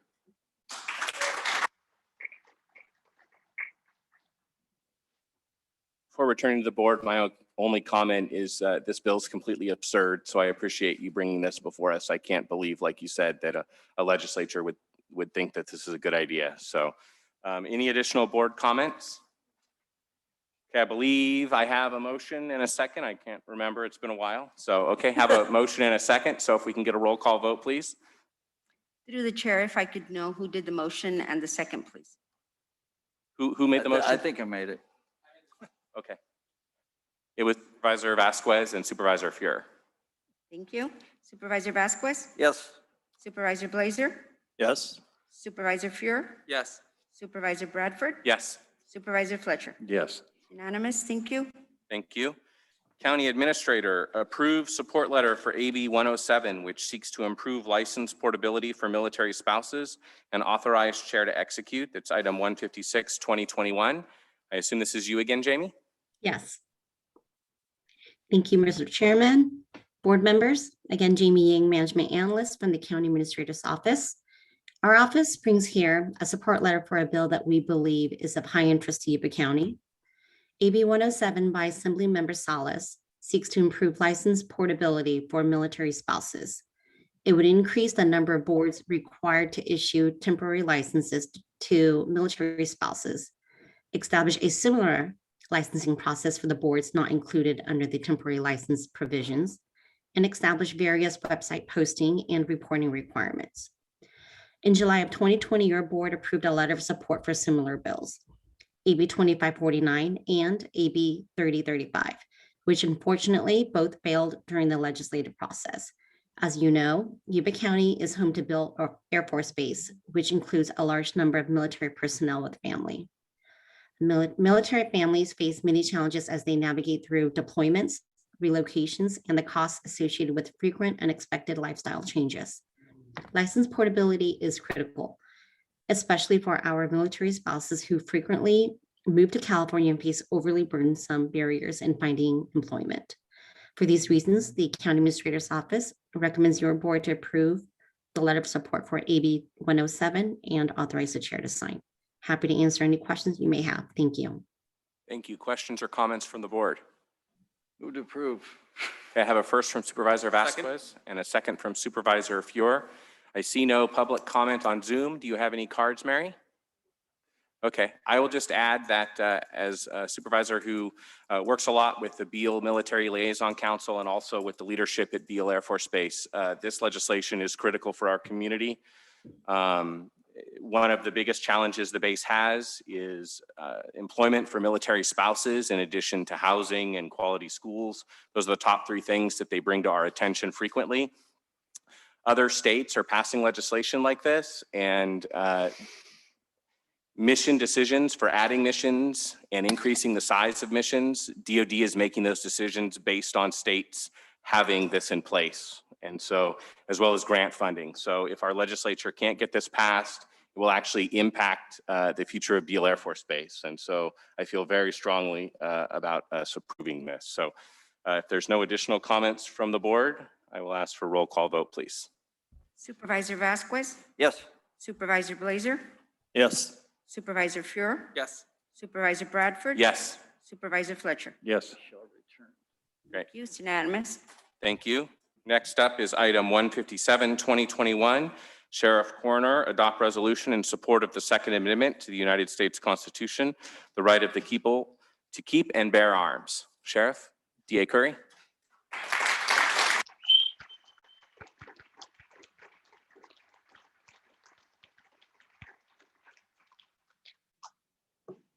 Members of the board, Mr. Chairman, thank you very much. And I just want to clarify, this is a joint resolution from the district attorney and I. And working with some of our citizens, voicing their concerns with us, that's what started this process. And it started a long time ago. And we're seeing a time when, constitutional rights are being eroded, they're being chipped away. And D.A. Curry and I both feel strongly about the Second Amendment, and as we do about all of the amendments to the Constitution. But I also wanted to recognize, and I think he's still here, John Belza is actually, he and I had a discussion about this some months ago, and I guess he gave me the kick in the pants I needed to get going on it, because we've been talking about it for a while. So I just want to recognize John and say thank you, John.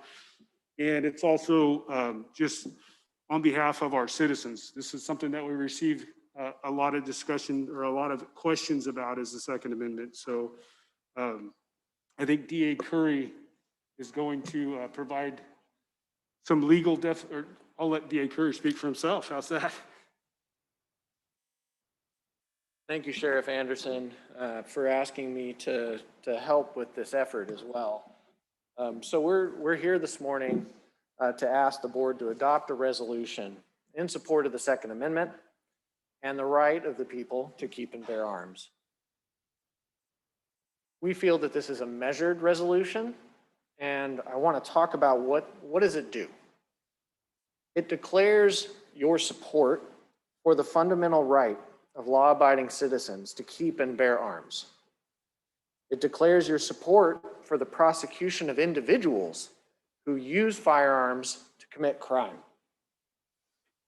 It resolves that this board will support their citizens in their right to keep and bear arms, and that this board will follow the law when it comes to the Second Amendment. It also signals to every county employee and department the level of respect to be given for the responsible exercise of our Second Amendment rights. So what does this not do? Because there's been a lot of questions about this. This resolution does not change the law in any way. It does not relieve ourselves or our residents from the responsibility of following the law, whether it be local, state, or federal. We are and live under the rule of law. So it does not suggest an official policy of civil disobedience, and it does not create a sanctuary for lawlessness. So some would ask, what's the point of doing this? What's the point of doing a resolution in support of the Second Amendment? Well, the sheriff and I, we fundamentally believe that our community is a safer place when responsible, law-abiding citizens are armed. A community where only the criminals have guns would be a terrifying place to live, work, and play. Unfortunately, not everyone understands that. Some believe that the blame for violence lies with the weapon rather than the criminal. They also mistakenly believe that disarming law-abiding citizens will somehow end violence. Our right to keep and bear arms is absolutely under assault. There can be no doubt there are lobbyists and politicians at the state and federal level working right now at this very moment to make it harder, if not impossible, to keep and bear arms. Can this board change federal or state law? Absolutely not. And this resolution does not ask or try to do that. You have no magic wand to wave to declare state and federal law null, nor under the rule of law can you ignore laws that you don't like. I can't do it either. That's not how our constitutional republic functions. As a constitutional republic, we talk, we debate, we argue, and we vote. So what can you do? You can let your constituents know that their local government will not add to the threats against their right to bear arms. You can speak. You can add your voice to the conversation that's happening in our nation, saying firmly that you support our fundamental right to bear arms and that you expect those who exercise that right to do so responsibly and lawfully. You can set the tone and the priority for every department and every employee in this county. Maybe these are small things, but they are within your power and they're worth doing. So that's why I am sponsoring this resolution and asking that you pass it. Thank you, gentlemen. Thank you.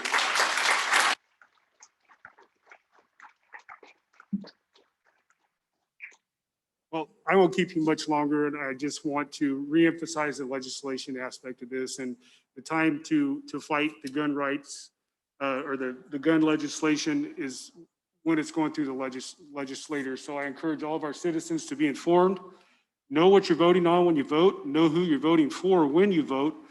And, you know, at some point we have to swing the pendulum because we're losing our rights gradually. And if we lose the Second Amendment right, they will go much quicker. And that's all I have to say, and I appreciate you hearing me.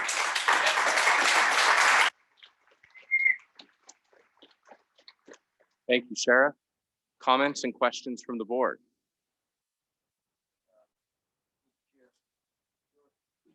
There was a comment made when I was attending Yuba College, and they said, "Why do you carry a gun?" I said, "It's because I can't carry a cop." So I move to approve. Okay, I have a first. Do I have a second? I got a quick question. We'll take a second first, and then Okay. we'll take questions. Second. Okay, a first from Supervisor Vasquez, a second from Supervisor Fletcher. Go ahead, Supervisor Blazer. All right, further clarification. I'm fully in support of what you're trying to achieve here. The first question that came up, like you mentioned, is why are we doing this? You know, because we've already sworn to uphold the Constitution, including the Second Amendment. So, you know, that seems to be very appropriate that we kind of make a stand just to reinforce people's confidence that that's where we are. I'm having a little trouble understanding that very last, where it be further resolved, that Yuba County will not abide by any order or law to be determined, I guess, to jeopardize the Second Amendment. So I'm having a little trouble what that actually means. I just want to be clear about it because we're kind of put in the position if we vote yes, then people are going to take things out of context, saying that we're not going to abide by any laws. Or if we vote no, then they're going to say, then you're absolutely against the Second Amendment. So I'm just trying to get a little better focus on that. And I understand your position, and those are great questions. The first part I can answer. The second part, I'm actually going to ask DA Curry to answer, but I think he'll have a good answer for you. So why do this? So for me, it was pretty simple. It started out as a pretty simple idea of just letting the constituents that I serve know that I support their rights and that the resources of the Sheriff's Department will not be prioritized to violate their rights.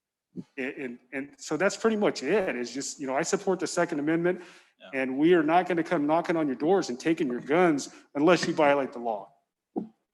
I know that we can get into some deep waters and off in the weeds with that response, but that's why, just show my support to but also to make them feel more comfortable with where they live, that their local sheriff isn't going to kick their door down and take their guns. So that's what was important to me, knowing that they have that support, and the resources we have are too busy as it is to deal with, questionable constitutional laws, unconstitutional laws. Okay? That's the best I can offer on that part. Well, the Second Amendment is remarkably simple. It's only one sentence. Absolutely. And, it's funny how it gets misconstrued so much. The way things are going nowadays, the political winds and all that, we really need to just get back to the basic Constitution, 10 Commandments, or whatever. Maybe you should run for Congress. What's that? I said you should run for Congress. No, thanks.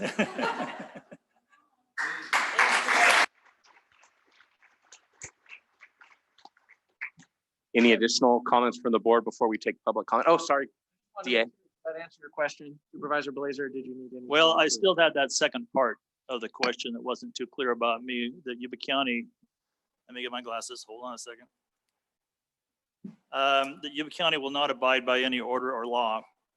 Now that's taken out of context, which is pretty common nowadays. So when it says any order, I'm not sure what that means. Well, okay, good question. And context is critical, and I think you have to look at you have to look at it in its entirety. The Board of Supervisors of the County of Yuba will not abide by any order, provision, law, regulation, or rule that has been determined by a court of competent jurisdiction to violate an individual's right to bear arms. And let me, take out the legalese. What's this mean? It means you'll follow the law.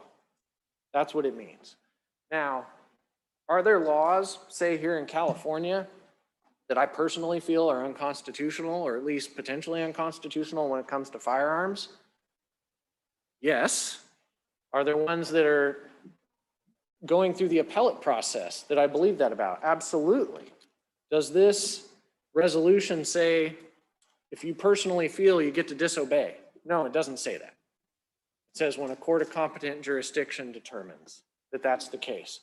Now, under the rule of law, what do we do when we think a law is not constitutional? We challenge it. We challenge it in court. And I am as frustrated as anyone that the Supreme Court has not taken a Second Amendment case in quite some time. I am hopeful that they will, because I do believe that there are laws on the books in California that have crossed the line. I'm hopeful that the Supreme Court will do that sometime in the near future. But that's the way that we resolve our differences in a constitutional republic.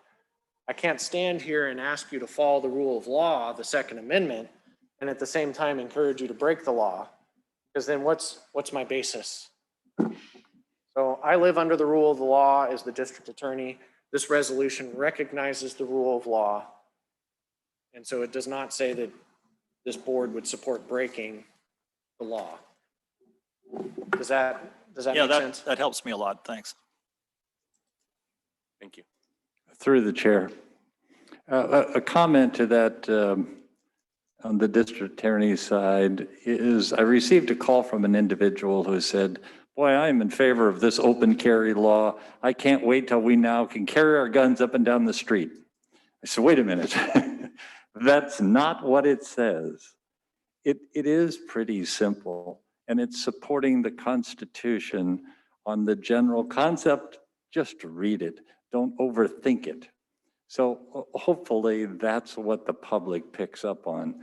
We are a country of laws, and we follow those laws. And if you don't like that law, you challenge that law in an appropriate manner. And I think that's what I just heard. So again, very supportive to this. As a child, I wasn't born with a silver spoon in my mouth.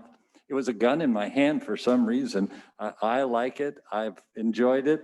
And it's a responsibility that you take very seriously. And that's kind of my background as well.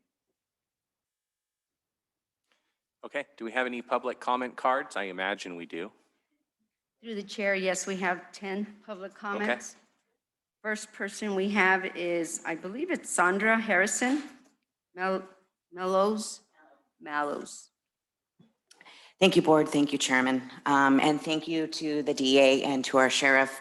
I certainly am here to tell you that I am in support of this resolution. The federal government has been slowly taking away our constitutional rights, and our forefathers knew what they were doing when they wrote the Constitution. So I'm just going to be brief and let you know that I don't want them to be taking away our God-given rights. These are God-given. Nobody can take them away. So please support our sheriff and our DA in this resolution. Thank you. Thank you.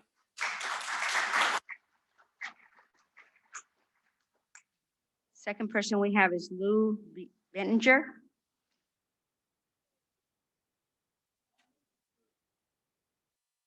Thank you very much, and good morning to everyone. Thank you for this resolution today. When I was in high school, well, actually before that, my father took me as soon as I was, I think, 12 years old, and took a day out of local training on how to handle a gun, and he took me to that. You got a little card. And at that time, living in Marysville, we would pick up our shotgun shells and walk with our shotgun through the city, out to north of the city, and shoot ducks or whatever we were up to. And nobody would even turn their head. You know, it's interesting when you live long enough and actually see your rights taken from you that you once had. If I did that today as a youngster, cops would be pulling over, people would be on their cell phones going crazy. When you want to look at rights being taken away, those are rights being taken away. Now, it's interesting when we talk about, I appreciate the district attorney, and I know Randy Fletcher has been a law enforcement official. I am not going to obey a law that I believe violates the Constitution of the United States. I don't think any of us today, we have the privilege of history to say this. We would not support the Dred Scott decision that said you could own and buy and sell human beings. We would not support that today. But people back then did not support it and started what we call the Underground Railroad to smuggle people out of the southern states into the north, violating a law that was put in place by what we consider the 9 most important legal scholars in the country, which is the Supreme Court. Abraham Lincoln said this, and he repeated the first 2 words twice for emphasis. He said, the people, and then he said, the people are the rightful masters of both Congresses and courts, not to overthrow the Constitution, but to overthrow the men who pervert it. We have gone through decades of men perverting the Constitution of the United States of America, and we have allowed it because we do what these guys say. Well, we're just going to wait till they get a clue. But when you have dishonest, corrupt judges in key spots, including the Supreme Court of the United States, that is not a place that you can rely on. That is not solid footing to stand on for freedom. We have lost freedom and liberty in our country. And I know, like the county councils, always are concerned about risk avoidance.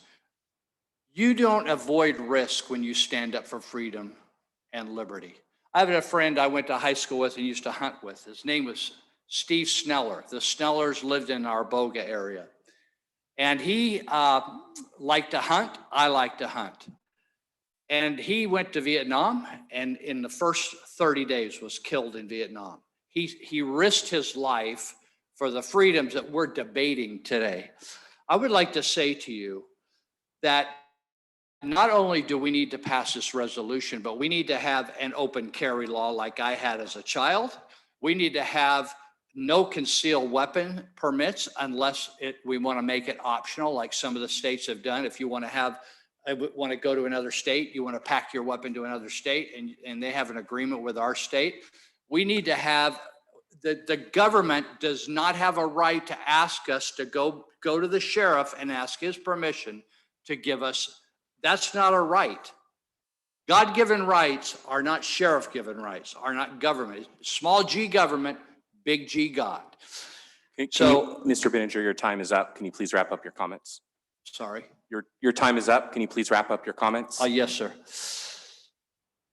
I would just like to emphasize that I would like to see this county as a sanctuary county, not to be lawless, but to obey the Constitution of the United States.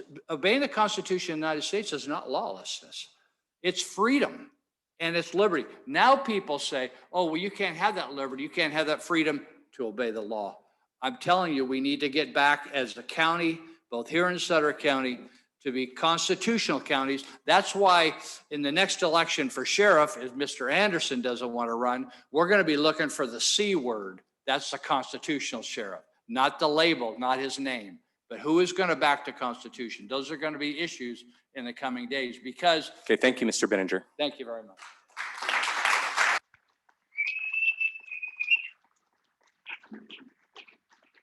Miss Courtney Allen. Hi, thank you. You guys are hearing me a lot today, but you put together a really great meeting. So I wanted to echo a little bit of what Mr. Benninger said. So just looking at this resolution, right? This is a piece of paper. This is just a piece of paper, right? That's all it is, you know? Our Constitution, the Second Amendment, individual right to keep and bear arms from infringement. What does that word mean, infringement? Does that mean we have these 10 laws against it? What does that mean? And I want to see, what does this look like acted out? You know, right now we have certain laws. You need a permit to carry a gun. Is that infringement? I have to go down to the county. I have to put a mask on my face. Otherwise, I can't have that. I can't have that privilege. You know, you can't carry a gun inside certain buildings. Is that an infringement?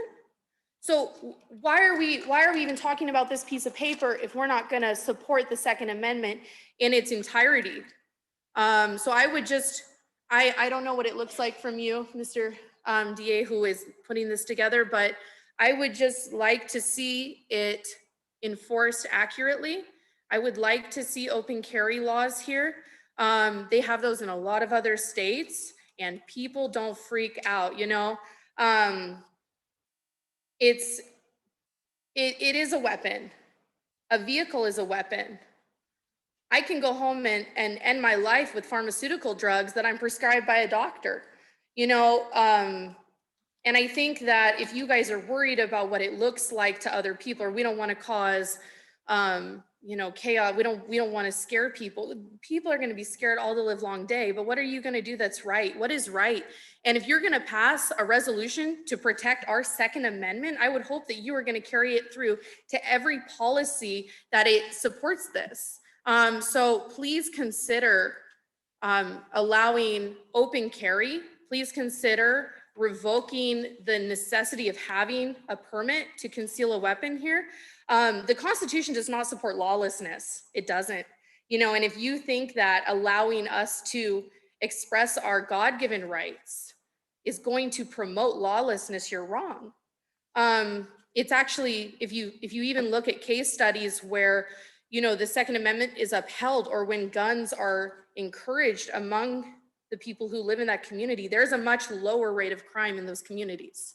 So I would just encourage you, please don't believe some lie or, you know, in your head that says, oh no, everyone's going to be out shooting each other in the streets, because that's just completely incorrect.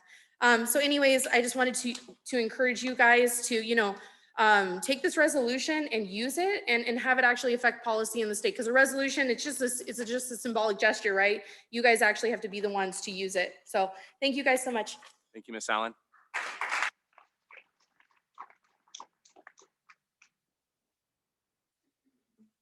Ross Patterson.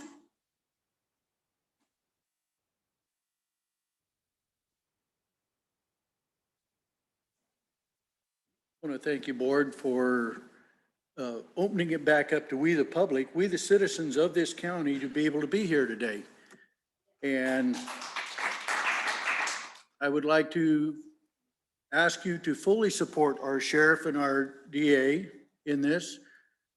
When I look at stuff like this, it's happened to our rights being dwindled down by those that, majority of them live in cities that don't understand country living.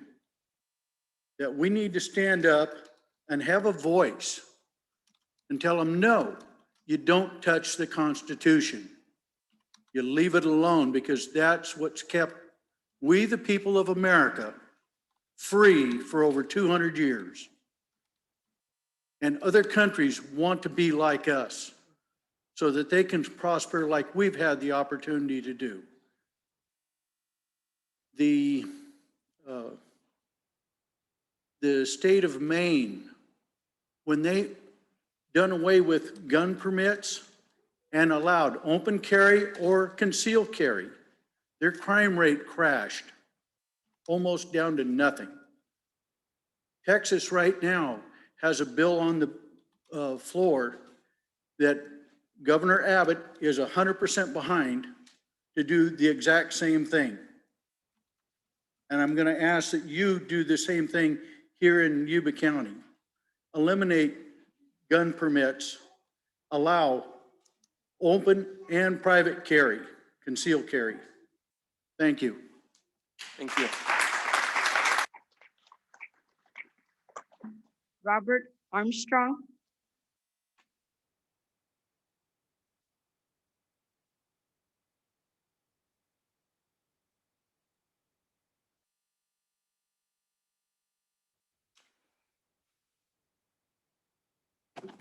Good morning. I'd like to thank you guys for opening it up. I appreciate it.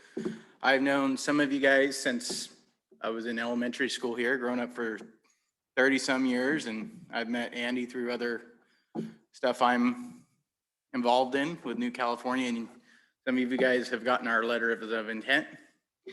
And I'd like to say thank you to DA Curry and Sheriff Anderson for their hard work. I got to have the privilege to see what they started out with to what they're at now. And they both, they swear an oath to the Constitution of the United States, and they're also swear an oath to the California Constitution. So I see where their legality is. I understand that. And I also see where your guys' legalities are. But no one here has mentioned Article 6, the Supremacy Clause. And when you swear an oath to the Constitution, you have to uphold that. We as a country are a republic, and we have to, as citizens and elected officials, have to make sure we stand with the people and enforce those rights. And I think this resolution that both of these fine gentlemen have started is a good step into that direction. And I'd like to think that our supervisors that I've gotten to know a couple of you stand for, and I know you've served in law enforcement, Andy, and you've served in the military, if I remember correctly. And that oath, when we take that oath, it never expires. So I want us to make sure that everyone knows their oath. And as elected officials, and you take that oath, you are sovereign officials in this county, just as he is a sovereign sheriff in this county. And we have 644 square miles of this county, and that sheriff department does their best to protect the citizens of this county constitutionally and as a police department. And, our city police here does what they can and does a great job at it as well.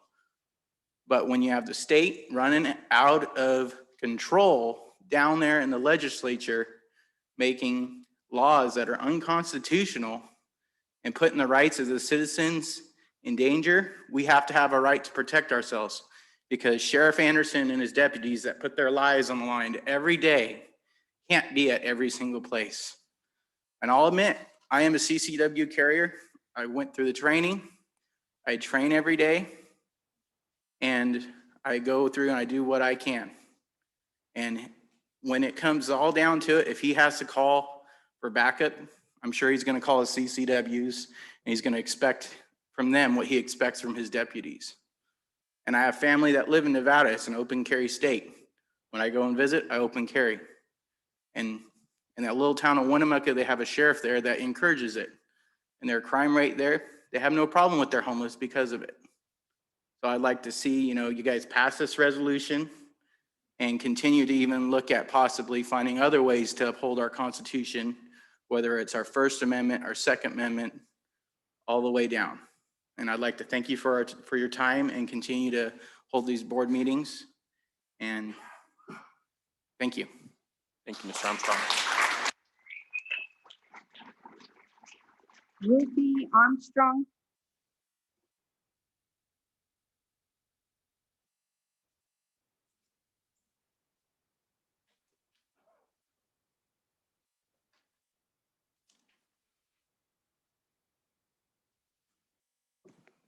Oh, tall challenge, Chair.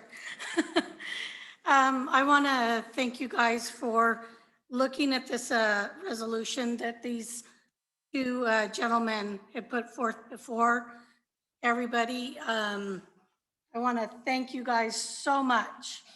You have no idea what this means to me. I believe deeply in the Constitution of the United States. I think it is a godly and sacred document that all of us as Judeo-Christian foundation in this country should hold on to and hold up to every word that it says. And I appreciate you guys taking the opportunity to look at this and proceed forward with it.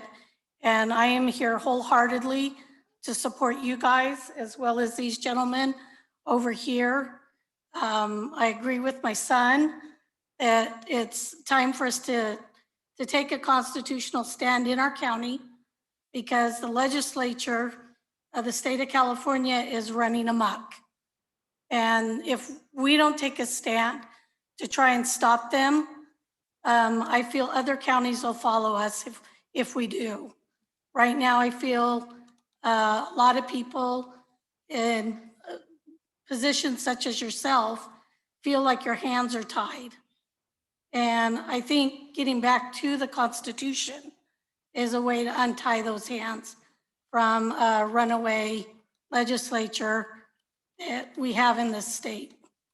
So I just want to I came to say basically support the resolution and to thank everybody that's involved in putting it together. Thank you, Ms. Armstrong. Donna Wahlberg. Donna Wahlberg.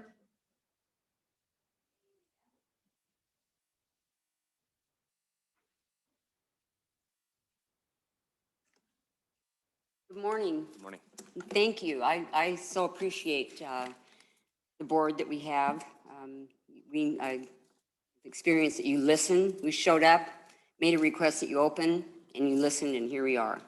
And I appreciate our sheriff. I appreciate how our whole county, for the most part, has handled, all of these unconstitutional orders, and there's a lot left to be done. But I want to thank Sheriff Anderson for submitting this resolution for your consideration.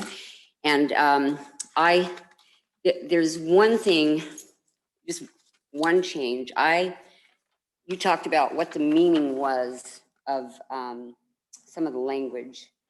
I think it was related to a court of law.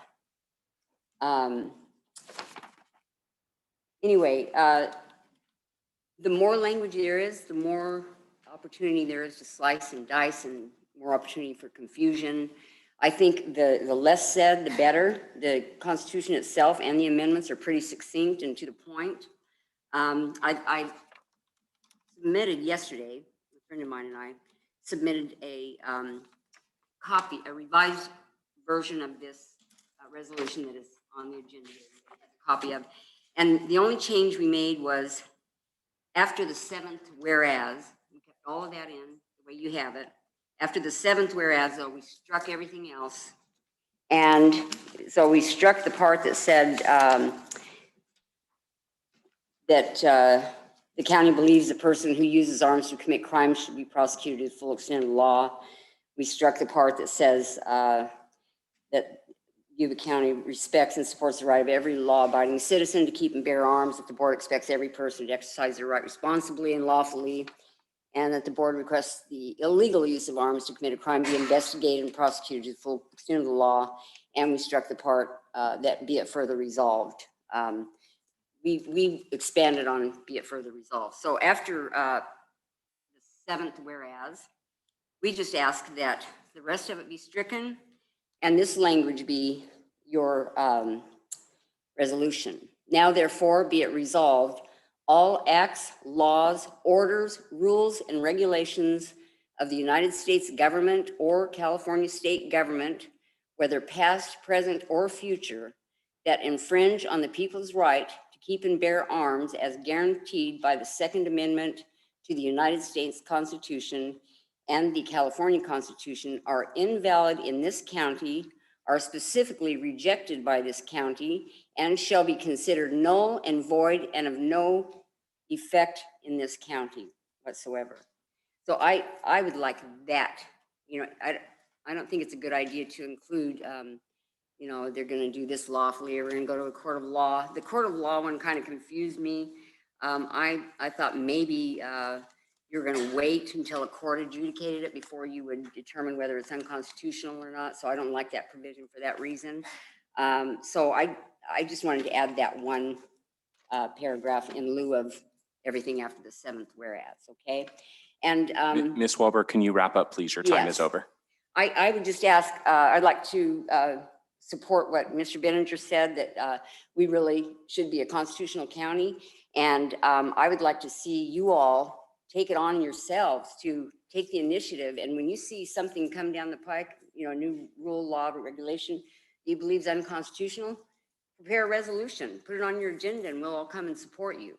And maybe things will go a lot faster that way. And I ask that you restrict and invalidate any laws or ordinances that are currently in effect that restrict our use of firearms. Thank you, Ms. very Wilbur. much. Ms. Rebecca Carlson. Gentlemen, a word that's been coming up. First of all, you guys have an amazing time in history. You've been put in place. You're here right now. You're history makers. So I want to say, stand on the right side of history. Stand up, because what's going to happen here in Northern California, you're an example and a light for you're a model that other counties that are wanting to do the same thing can do, adopting these resolutions. And this is what this is what it's coming to. We must go on the offensive rather than on the defensive. And so thank you. And I pray for you guys, because you have tremendous pressure. I don't admire your position, because I wouldn't want to be in there, right? So thank you for serving in that manner. Same as with the sheriff, the DA. You guys, thank you for your work and everything. Something that's come up is infringement. So infringement means act so as to limit or undermine something, encroach on. His legal rights were being infringed. Undermine, erode, diminish, weaken, and impair. That's exactly what's happening at the legislation. They're undermining, weakening, and eroding the Second Amendment. So please, I'm like 5'2", maybe 100 something pounds. I live up in the foothills. It's the wild, wild west up there. I call these guys all the time. On average, it probably takes them, unless they're in the area, at least 30 minutes to get to me. I'm constantly driving off trespassers. I'm working with Sean Purtle with Fish and Game, because I'm right next to the gold fields. That whole place, in 1 week, 47 tickets, and gang members from Mexico and other areas right in my backyard. I don't shoot to kill, I shoot to live. Let that sink in. I don't shoot to kill. I will kill him, because if I shoot, I've never shot at somebody. God willing, I don't have to. But if I don't have my guns, what do I got? So please, and we should be open carry. I should be able to walk around the area of Timbuktu, Smartsville, and crime definitely would go down. So please, not only adopt this, but work with the law enforcement. And like I said, I work with Sean Purtle. I work with the law enforcement. If I see something happening, I'm on the offense. I've deputized myself up there as the self-appointed sheriff of Timbuktu. So, and since then, since then, the truth is, like, the crime, the dumping has stopped. I've worked with the county, and you guys have been awesome. We've put up signs, and the crime and everything, there's been high-speed chases through Timbuktu Road.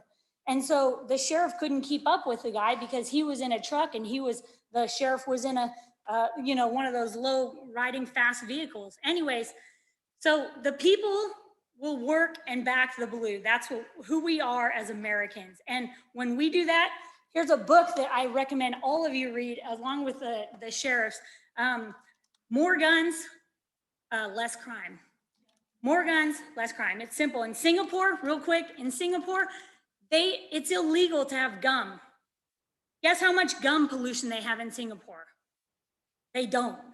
So what I'm saying is, when laws are stricter, when we allow the laws and we enforce the laws, crime goes away. I don't see any criminals. I don't see any crime, anybody who's broken the law in here saying, please pass this resolution.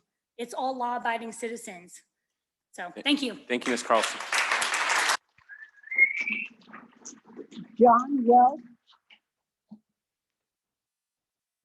Mr. John Welch.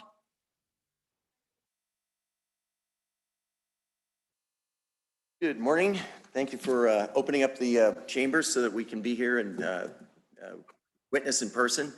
Really great to have us all here today. A lot of us, we know each other from one way or another. But anyway, my take on this is primarily based on the fact that, this is a written document. As you say, it's like kind of a resolution. It will be kind of identifying to the world what we as this county will be standing upon in terms of our intent. And it's an excellent idea to have it, I think. What Donna and I looked at and shared with others was that the language that you had in it looked a little bit vague and open to potential interpretations. And so I wanted to add to what Donna was saying, was that we came up with the idea of, hey, aren't these things being done elsewhere? And it turns out that they are.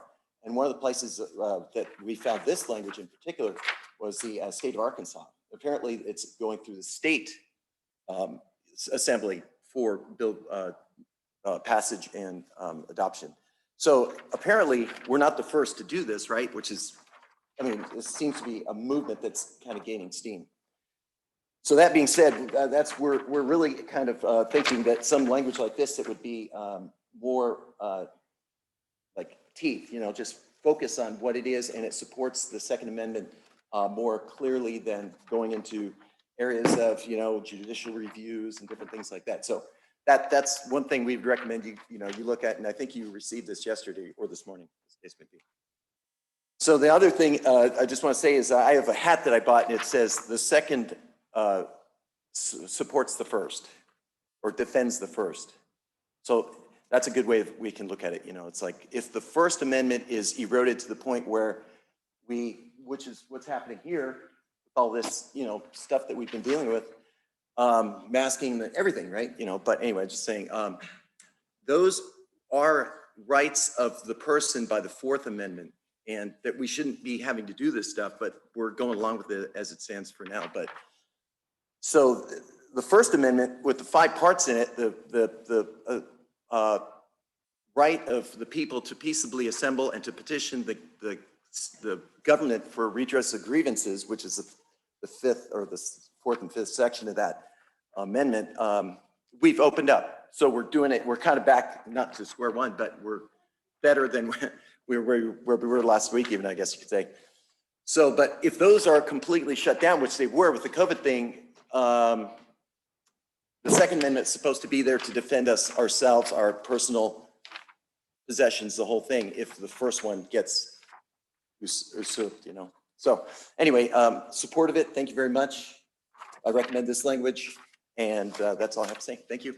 Thank you, Mr. Giles. Mr. Jason No.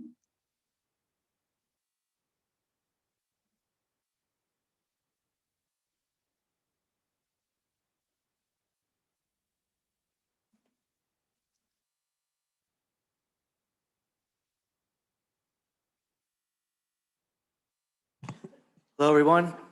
Thanks for having us. I'm here because our constitutional inheritance is in serious jeopardy. Our country has been invaded by both foreign and domestic invaders.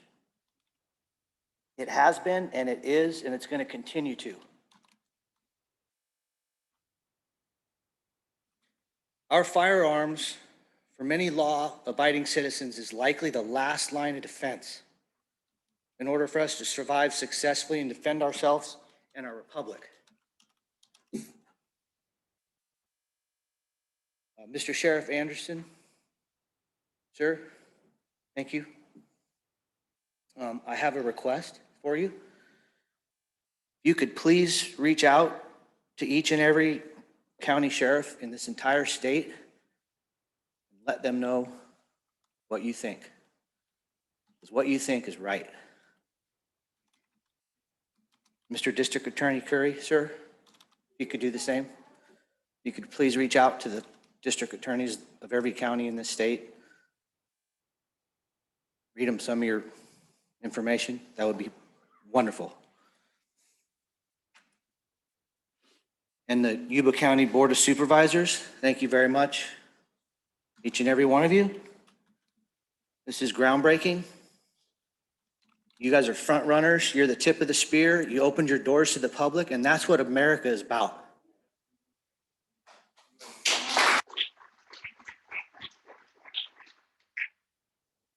And if you could do the same and reach out to all the other county supervisors in each and every one of the counties, we the people would really appreciate it.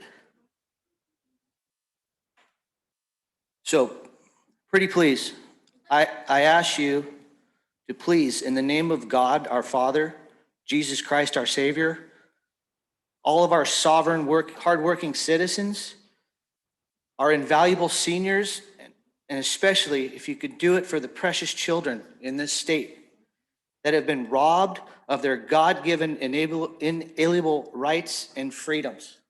Thank you. Thank you.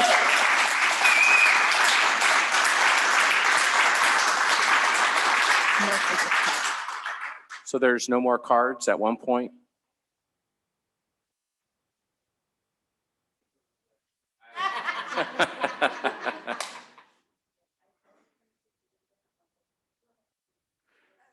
But you want to speak on this item, I'm assuming, right? Yes. Okay. Hi, Liz Cervantes, Sutter County, District 5. First meeting of the Tuesday, right? The other one happens at 3 p.m. And I just want to say how ecstatic I am. This is a banner day for Yuba County, a banner day. You've done good work. You've opened your doors. It's so good to see your eyes. Sheriff Anderson, I hope your resolution goes straight to the California legislation. DA Curry, congratulations on crafting it. For months, we have been yearning for our local leadership to stand up and say, why can't Sutter County, why can't Yuba County be the first counties to say, enough, we are doing our own thing. I'm going to take a walk down memory lane for just a few minutes. I've lived here 100 years. Went to Woodleaf Education Camp, outdoor education camp. I'm sure many of us did. The word that Becca used, eroding, just brought this to my mind. When I went to Woodleaf, we literally shot 22s. They taught us how to shoot, how to safely operate. After Woodleaf, we went to Beale Air Force Base and shot 22s at the range. We know that the resolution is a piece of paper. It's symbolic. But what it means is that we recognize that one sentence in the Second Amendment, and that this sheriff is doing what his constituents, what his citizens believe him to be doing the right thing. And sincere congratulations on that. I do hope that you will run again. It'll be a landslide. No one will run against you. And every single one of you is going to vote to support DA Curry and Sheriff Anderson today, right? You're going to do that. I know you're going to do that. And then we're going to march over to Sutter County this afternoon, and we're going to demand that they do the same thing. And I'd like that resolution. I wouldn't even mind Donna Johnston's added or stricken. I'd like to see that. Maybe Sutter County. How many counties in California have adopted the Second Amendment? 3? 3. Yay, look at us. Good job. So proud of us, right?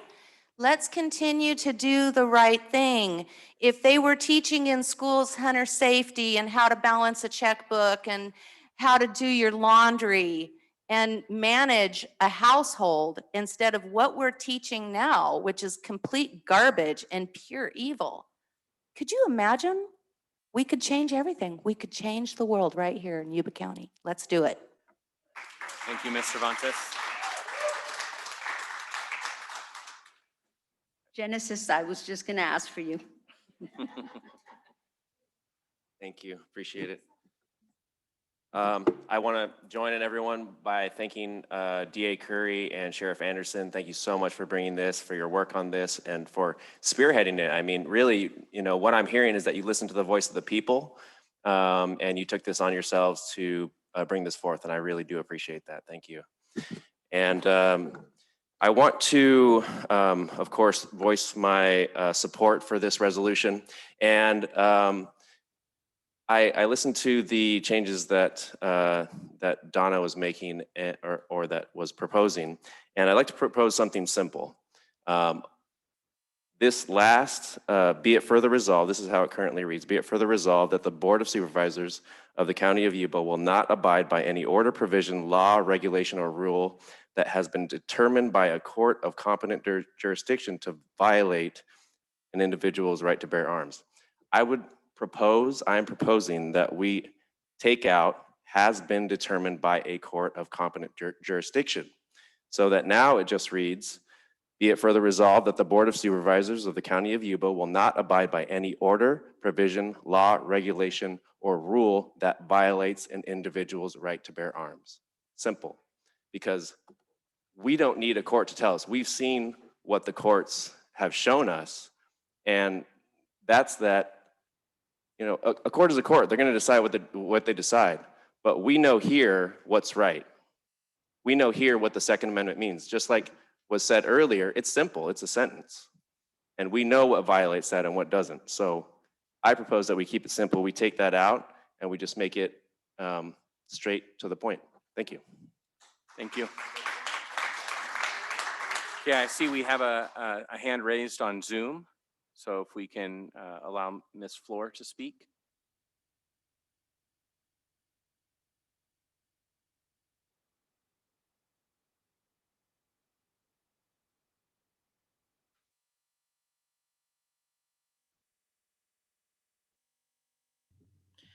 The Second Amendment is the Second Amendment. It cannot be changed unless by Supreme Court ruling. So the Second Amendment stands. There's an awful lot of conspiracy theory language going on in this room today. No one's taken away your right to bear arms. In fact, there are so many arms out there that just this morning we have yet another mass school shooting. Yay us. This is political grandstanding by Mr. Fletcher and the sheriff and the DA. And it's pretty reprehensible to see so-called law and order individuals making a resolution that has no meaning other than to potentially say, we as a county, we're not going to go along with any other laws. We're going to make up our own. We're going to follow the Second Amendment right as we interpret it, not as a court of law interprets it, but as we interpret it. And that's what we're going to follow. And that is not how the rule of law and order works. We have a court system, and that court system decides how we are supposed to behave, how we are to enforce our laws and our rules. This is a meaningless resolution. It does nothing to increase law and order in this county. And all it is a political grandstand by the DA, by the sheriff, and by Randy Fletcher, who has aspirations to a higher seat probably within this area, because if you were to run anywhere else in California, you sure wouldn't win on this resolution. This resolution accomplishes absolutely nothing. It's an Thank you, Ms. embarrassment. It is an embarrassment.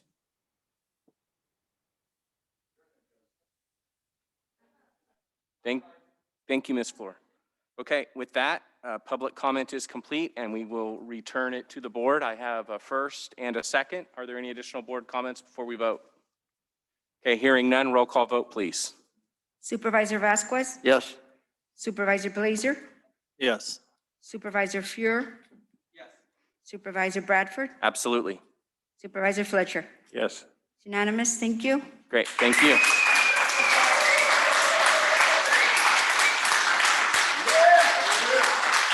I would suggest a break.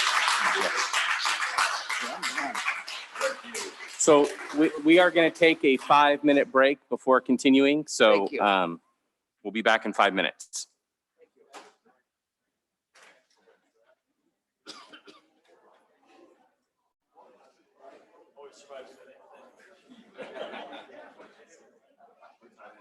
I know my 5 minutes is up.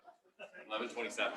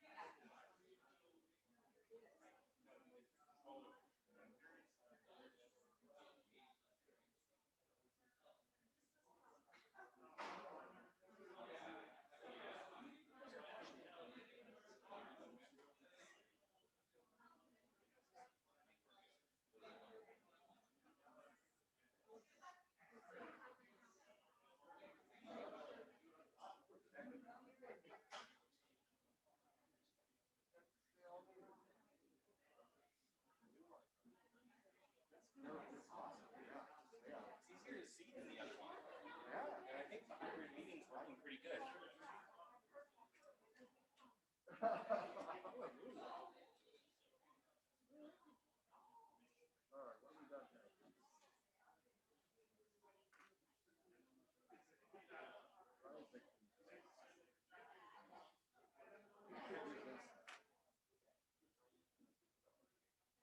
So the original language that I didn't get to have is what you people were saying, or was the original language moving forward? The original language was, it wasn't quite what they were saying. So what was the original language? Like, the original language, because I didn't want to have to think here to. So it's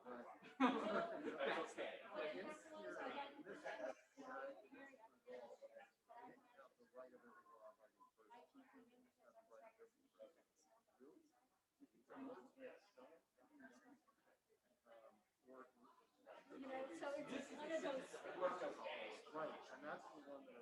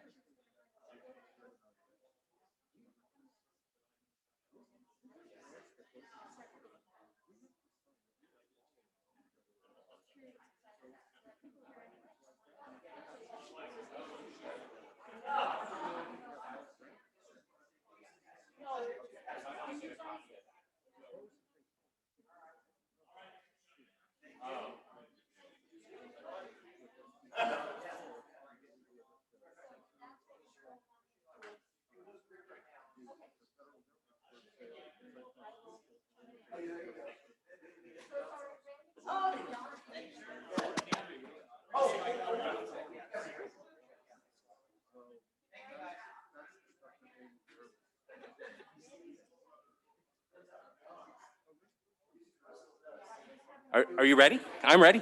Can we get the board members back up on the dais, please? you get to do what you want. Pretty much. It's these new board members. They don't know 5 minutes. Long time. Where'd everybody go?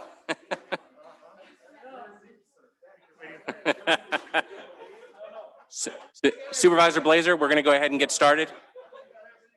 Okay, we're going to go ahead and resume the meeting. Yes, yes, yes.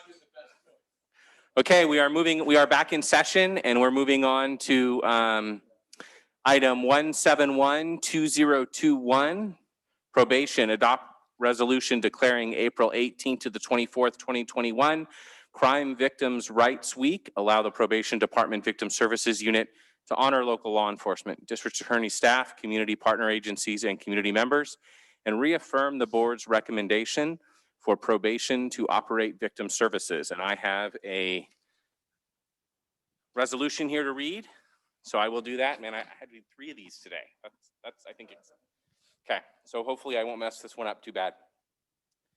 Whereas National Crime Victims' Rights Week, NCVRW, was declared in 1984 to focus on the needs of our nation's crime victims.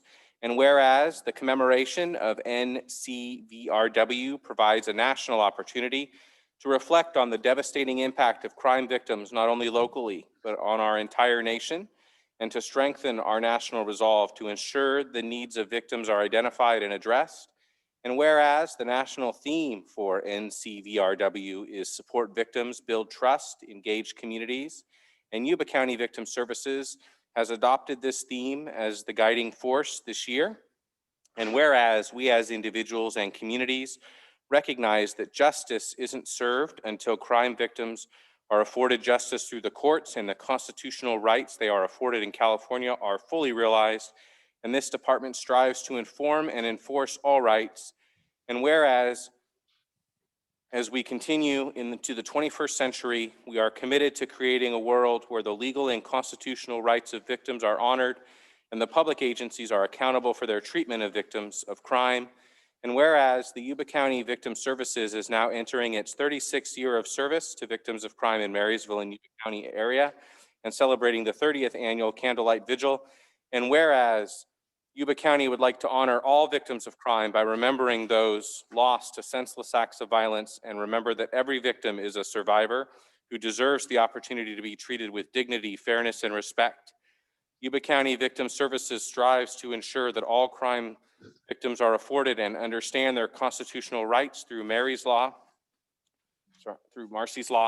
And whereas the Victim Services Program would like to recognize Detective Natalie Mullins, Yuba County Sheriff's Office, Legal Services Supervisor Tanya English, District Attorney's Office, from Probation Officer Kersel Stowles, Yuba County Probation Department, Detective Jeff Beasley, Marysville Police Department, Social Worker Angelica Bravo, Yuba County Child and Adult Protective Services, and Director of Student Discipline and Attendance Jolie Critchfield, Marysville Joint Unified School District, for their tireless efforts in serving our victims and the families of Yuba County.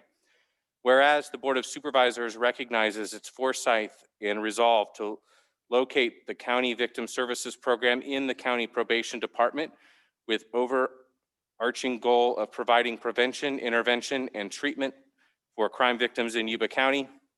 And whereas Yuba County Victim Services is joining forces with law enforcement agencies, criminal justice officials, and concerned citizens throughout Yuba County, California, and all of the United States to observe National Crime Victims' Rights Week. And therefore be it resolved that Yuba County proclaims the week of April 18th to April 24th, 2021 to be Yuba County, California Crime Victims' Rights Week and honors crime victims and those who serve them during this week and throughout the year. And be it further resolved that as individuals, communities, and as a nation, we value justice in America that includes and involves crime victims and seek to serve justice by serving victims of crime. So, thank you. And Motion to approve. okay, I have a motion.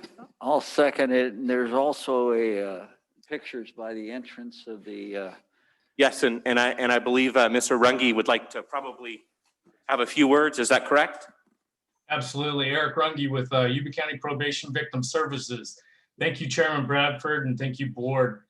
National Crime Victims' Rights Week is a time to ensure the memories of those who have experienced senseless violent crimes at the hands of others so that they're not forgotten. Yuba County Victim Services appreciates the Board of Supervisors acknowledging this importance. During this time, we are going to hold our candlelight vigil on April 18th. And again, it's going to be 3 decades of holding the candlelight vigil, initiated by Sandy Funley and continued also by Jason Roper, which now I get to hold that torch and walk forward with my great staff. But during this time, we also want to say, we recognize some of our first responders and some of those that are in the field working with our victims. We want to recognize those individuals as we work side by side with them professionally and personally. They demonstrate the empathy and compassion that's needed for victims and their families. Again, Detective Natalie Mullins of Yuba County Sheriff Department, our Legal Services Supervisor, Tanya English with the DA's office, Probation Officer, Kersel Stowes with Yuba County Probation, Detective Beasley with Marysville Police Department, Social Worker Angelica Bravos with Yuba County CAPS, and again, Director of Student Discipline and Attendance, Jolie Kirchfield of Marysville Joint Unified School District. These are just a few individuals who assist us in treating our victims with the dignity and respect that they need. Victim Services plans to have an in-person COVID-sensitive ceremony for the individuals that we recognize at a later date. Lastly, I just want to let you know that we need to thank our chief,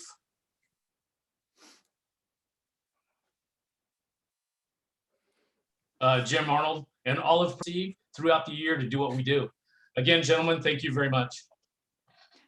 Thank you, Eric. Appreciate what all of you in the Victim Services Department do. And I would encourage the new board members, I know this year, I think it's virtual, but to attend the Candlelight Vigil, specifically next year once it's in person again. So Thank you, Chairman Bradford. So any additional board comments before roll call vote? Roll call vote, please. Supervisor Vasquez, Yes. Supervisor Blazer, Yes. Supervisor Fuhrer, Yes. Supervisor Bradford, Yes. Supervisor Fletcher. Yes. Unanimous, thank you. Great, thank you. Thank you, Eric. Thank you, gentlemen. Okay, next item, 166, 2021. Health and Human Services, approve agreement with the Salvation Army for the provision of housing and case management for Housing and Disability Advocacy Program, HDAP clients for the period March 1st, 2021 through June 30th, 2021, and authorize chair to execute. Good morning, Chair, members of the board. Jennifer Vasquez, Health and Human Services Director. So I'm here before you today to talk about a housing and disability advocacy program that we've been successfully operating. It started out as a pilot program, but the California Department of Social Services has made additional funding available so that we can expand. What we'd like to do is to utilize the funding to contract with the Salvation Army to provide assistance with disability application processing, assistance with housing navigation, and subsidy in addition to case management. We would do that by entering an agreement with Salvation Army for the duration of March through June. It's just a small amount of funding in the amount of $63,980 that is being made available through the end of the year, fiscal year, I should say. I'd be happy to answer any questions that you might have. Any questions from the board? Okay, I have a first from Supervisor Vasquez. Second. And a second from Supervisor Fletcher. Any public comment? I do not see any in the room or on Zoom. So with that, roll call vote, please. Supervisor Vasquez, Yes. Supervisor Blazer, Yes. Supervisor Fuhrer, Yes. Supervisor Bradford. Yes. Supervisor Fletcher. Yes. Unanimous, thank you. Great, thank you. Okay, next we'll move on to ordinances and public hearings. Mary, would you like to read the Yes. notice? To challenge in court the action or decision of the Yuba County Board of Supervisors regarding a zoning, planning, land use, or environmental protection matter made at any hearing described in this notice, you may be limited to raising only those issues you or someone else raised at such hearing or in written correspondence delivered to the Yuba County Board of Supervisors at or prior to such hearing. Public comments will be limited to 3 minutes per individual or group. Great, thank you. And the first item up is 139, 2021, and I will open the public hearing. County administration, I guess it's an ordinance, not a public hearing, huh? So hold public hearing. Oh, okay, public hearing's open. Waive first reading and introduce ordinance repealing and reenacting listed chapters of the Yuba County Consolidated Fee Ordinance Code for fiscal year 2021 through 2022.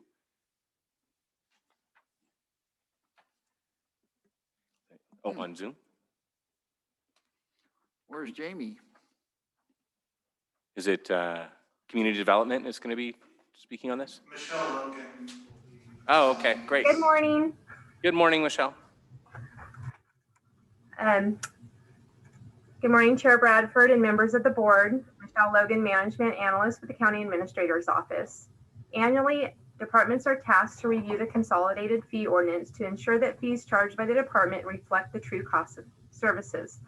The review process was recently completed for the upcoming fiscal year, with revisions submitted by Administrative Services, Information Technology, Animal Care Services, the Auditor's Office, the Clerk Recorder's Office, the Probation Department, and under the Community Development Services Agency umbrella, Parks, Public Works, some Surveyor, and Planning Departments. In your board packet is a detailed summary of all of the requested changes. At this time, on behalf of the departments, I would like to provide you with some highlights of those revisions. Administrative Services, Buildings and Grounds, and Custodial Services completed their rate analysis, and due to the increasing cost of doing business, the hourly rates for each department increased slightly. The uniform security rates have an overall decrease due to the recently approved 3-year contract with Pride Asset Protection. They also added a new fee for armed guard services, and the airport added 2 fees associated with security gate access card replacement and providing a hangar padlock. Similar to Administrative Services, Information Technology hourly rates have increased due to the rising cost of doing business. Animal Care Services is adding 2 new fees to recoup the costs associated with providing the services of veterinary examinations and treatments given at the facility. They are also making an administrative change, deleting the word optional from the microchip fee as it is now a requirement. The auditor's office has added 2 new fees in order to offset staff expenses associated with the preparation and processing of custom reports and electronic data requests. This is similar to other county department fee schedules. They are also adding a fee for subsequent requests with correcting property tax bills. For the most part, all of the changes on the clerk recorder schedule is administrative. There are no changes to the actual fees charged from the prior year. As you may recall, last fiscal year, the clerk recorder made changes to their schedule by identifying rates as fees set by state. The department has now determined that listing certain fees would provide clarity to the public and amend the schedule accordingly. In addition, there were some title changes. They're also requesting to add 2 new state fees to their schedule as they are now more relevant to our county. The probation department is deleting 3 fees due to the passage of Assembly Bill 1869, as this bill permanently ends the assessment and collection of administrative fees. For planning, the majority of the fee increases were due to the increased time involved for performing certain tasks. The hourly rate didn't change, but the hours did. In addition, they're adding 2 new fees. Under the land division parcel related, they are adding the conditional certificate of compliance fee. This was added as it takes more staff time to complete compared to the certificate of compliance fee. And under landscape review and inspection, they are adding the SFR landscape inspection fee, which offsets staffing costs associated with verification of landscaping for each house that meets plans. There was also an administrative change for two of the fee titles. Similar to the planning department, the public works department internal rate analysis resulted in an increase to fees due to the time involved in performing services. They also added the conditional certificate of compliance fee and deleted 2 fees that are no longer mandated or not mandated. The Parks Department fee analysis resulted in requesting an increase to rates due to the rising cost of doing business. This affected both Hammond Grove and Sycamore Ranch day use and picnic area. An administrative change replacing the word gazebo and pavilion as it is more appropriate description. In addition, the campsite rates for Sycamore Ranch increased to reflect the market rate and to cover maintenance costs. In addition to that, they added 2 new fee categories. For clarification purposes, they added the cancellation refund policy, and to allow for expanded use of the facilities, they added a category Sycamore Ranch event hosting sites. This concludes my presentation today. Staff will return to the board April 27th for the second reading. Once approved, the ordinance would be effective July 1st. I'm available for any questions you might have. Thank you, Michelle. Through the chair, you had an internet access fee for $6,000. What was that? I'm sorry. You have an annual internet access fee for $6,000. Did I misread it? Which department is that one in? Remember which department it's under? I do not. Is it under IT? I don't see one in IT for something. No worries, then I will find it and send it to you at a different time. Yeah. Once you find it, I will. On the Sycamore Ranch, we were directed by a constituent to go out there. So is there a plan for the board to be entertained at these new facilities? I want to see the gazebo.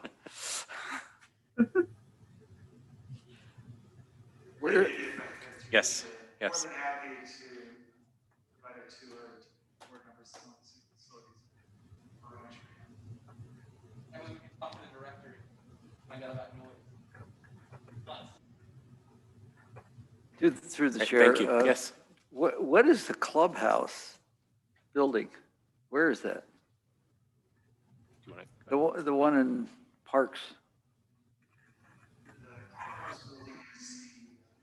Sycamore Ranch? It's at Sycamore Ranch. It's driving on the road down into the campground. It's Oh, okay. Way down there. Yeah, okay. Where they used to hold the calling of the salmon down there? Looks like Mike Lee turned on his camera. I'm not sure if he had anything to say. Yeah, it's hard to hear what Kevin Mallon said, but it's we also call it the OES building. It's the building near the new restroom facility. Okay, great. We'll go out and explore. Thank you, Mike. Okay, any additional board comments or questions? Move to approve. I got a small request. Okay, we'll wait 1 second because we got a first, so then we have to stop and take a second before we continue. So I have a first from Supervisor Vasquez. Do I have a second? Second. Okay, Supervisor Blazer. If it's possible in the future, if there was another column added to show current fees compared to the new fees, that would probably help some of us. They do. They do. Is it on there somewhere? Yeah, It's or if right not, here. it shows the increase. I can't remember which it shows, but That's. it shows on current the- and new. In the Okay. master fee schedule, summary of changes, okay. new fees, hopefully. I think we found it. Okay, great. So I do not see any hands raised or any public in the room. So no public comment. With that, I will close the public hearing. And we have a first and a second. So if there's no additional board comment, I will ask for a roll call vote, please. Supervisor Vasquez, Yes. Supervisor Blazer, Yes. Supervisor Fuhr, Yes. Supervisor Bradford, Yes. Supervisor Fletcher. Yes. Unanimous, thank you. Great. As a side note, it's under the page 1 of 3, where it talks about clerk recorder, right after auditor controller section, and it has annual internet access fee, public records, and it says $6,000. Right above certified copy of birth certificate. Go ahead, Kevin, if you. Okay, through the chair, I believe that's a fee that's existing in anyone. For the next hearing.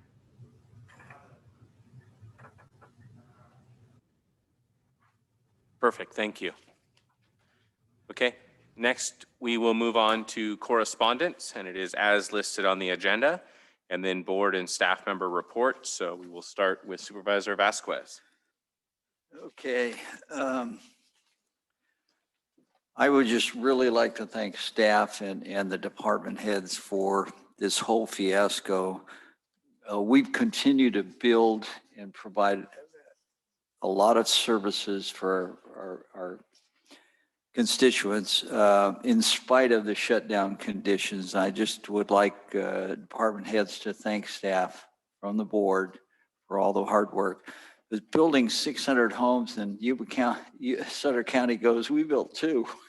We left them in the dust. And I got another comment. We need to get Keith notified that I had somebody call me up and claim that bus service is great. They appreciate the on-time service. And then I guess that'll do it. I don't want to kick any more sacred cows. Supervisor Blazer? Yeah, I enjoyed the meeting, actually. It's encouraging to see people back out again. Excited about code enforcement, I think is improving. So I think that's a plus. Also, the Cedar Lane Affordable Housing Project, I'm really looking forward to see that breaking ground today. Some paper reading to do. Supervisor Fuhr? I want to give a shout out to the people. As they mentioned earlier, they are the power, and having interested and activated and engaged people is the key to, I think, successful governance. They're part of the process. A lot of times large groups seem apathetic and we don't get that engagement. And so I had half a dozen participants talk to me about activities of the board today. And then we had a great representation here today. Even on Zoom, we had comments. So I just really, really appreciate people being involved and voicing their opinions so that we can represent what they want. Thank you. Supervisor Fletcher? So I'd like to thank the board clerk, over the last year and staff, clerk and staff who's present, this project in this room, it has been a year and it's been a challenge, but I think they've done a great job. It went very smoothly. We were anticipating a few glitches. They seem to have worked all the glitches, things came together. So thank you very much for making sure that it worked. It took forever, but that's what happens in technology, is things tend to go kind of slow, but great job. Thank you. Thank you. Mary, anything from you? Nothing. Okay. Kevin? Thank you. So just a couple updates. I mentioned at the last board meeting that we're pushing forward with the reopening of county operations. The government center on Monday is now, there's no appointment necessary to come in and conduct business with departments within the government center. By May 3rd, we'll have all functions within the county back to pre-COVID level of service. And that which will be ahead of the governor's June 15th goal for moving forward and getting back to normal. As far as other items, we've been diligently working on the historic documents in the courthouse basement issue. So we have county council and admin services, Grace Small in my office, and a few others working that issue and making good progress there. We're also continuing to work the issue of special districts' use of the county seal. And so you'll see an item before the board shortly on that with the policy. That we did find other counties in the state that have put together something similar. So we have something to look at and frankly plagiarize. Is that a correct term, council? It's fair use. Fair use. Fair use. Okay. So and then we're continuing to work on the issue of use of CCW permit holders in county facilities. That's entangled in our workplace violence prevention policy, and we need to work through that issue on a revision of the policy that would be brought back before the board for adoption. I am with the CCW issue.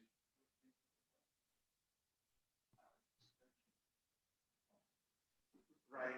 So the CCW is kind of tied in with all kind of weapons in the workplace, and so that's why we want to bring forward an update of that policy. And that's all I have. Great. Thank you, Council.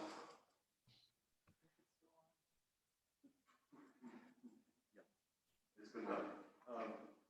Just briefly, you all might be hearing about a ruling that came out of the Eastern District Court over the weekend by Judge England, issuing a temporary restraining order prohibiting the city of Chico from enforcing its anti-camping ordinance against the homeless campers.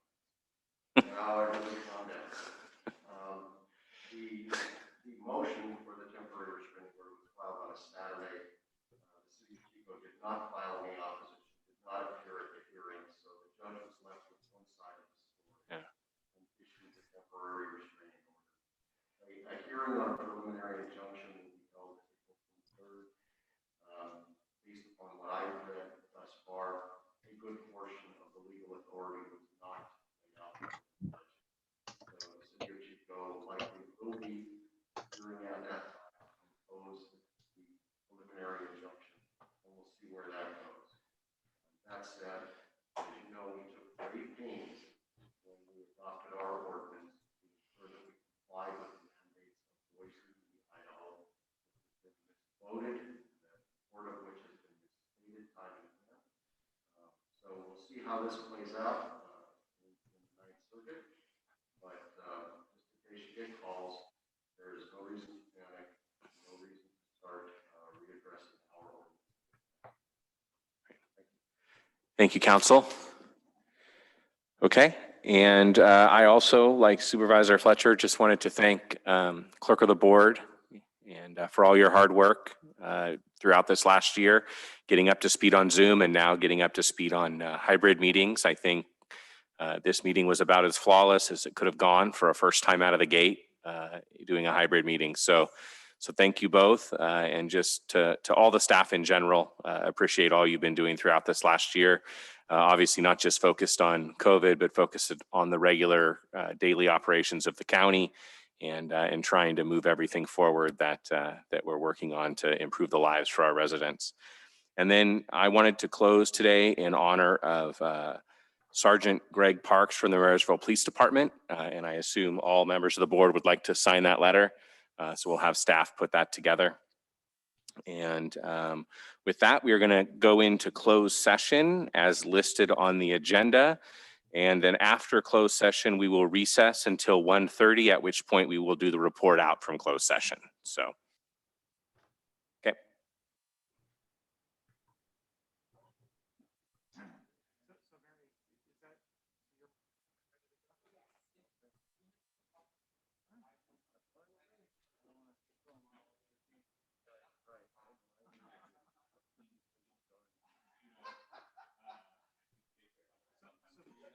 So Mary, do you see Don Turco?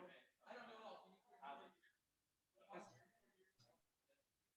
for this first one, you'll need us, Don Turco, and Jill Abel. Right.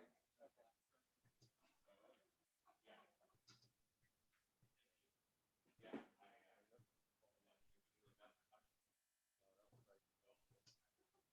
Oh, for the second one?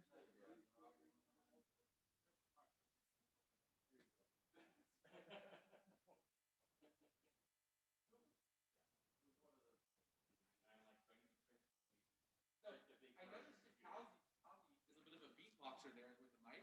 So if he could do a remix of Bradford's Proclamations, that would be awesome as a remix. Bradford's Proclamations via Calvi. I think he would have some second. I think that's a little out of my wheelhouse.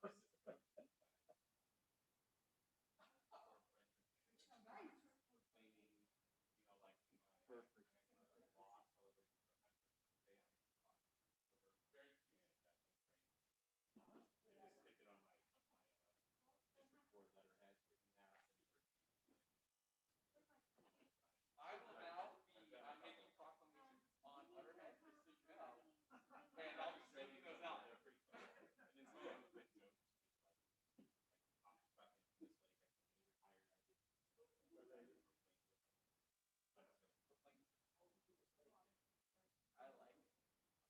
I feel the power of forcing maybe putting proclamations. Every time I talk, you keep taking a process or whatever. We're coming back at 1:30 as well, right?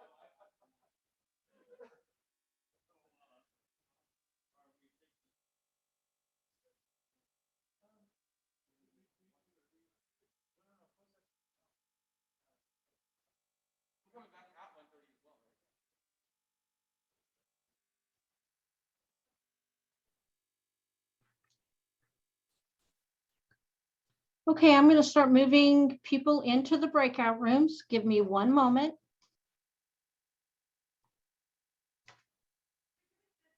Well, you could have done it Zoom. I know she was gonna bring you in.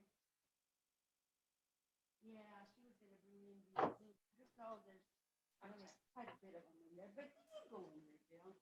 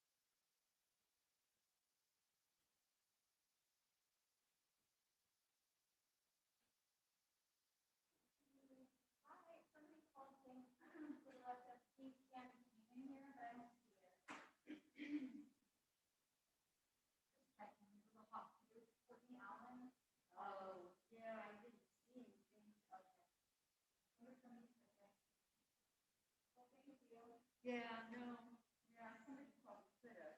Yeah.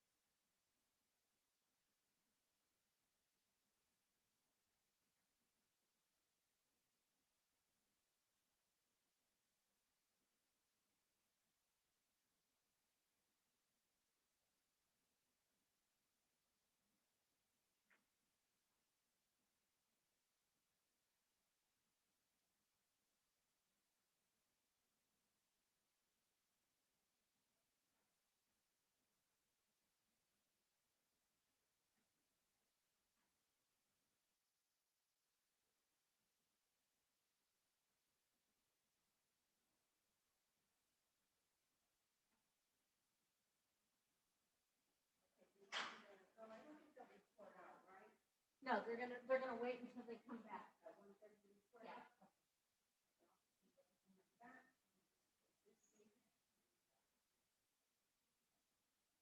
Yeah, these guys didn't use their microphone, did they? Yeah, they did. They both had it. We hear it was really loud. Nope, didn't come over at all on the Zoom. So when Mike and Kevin were talking, I didn't get any of it.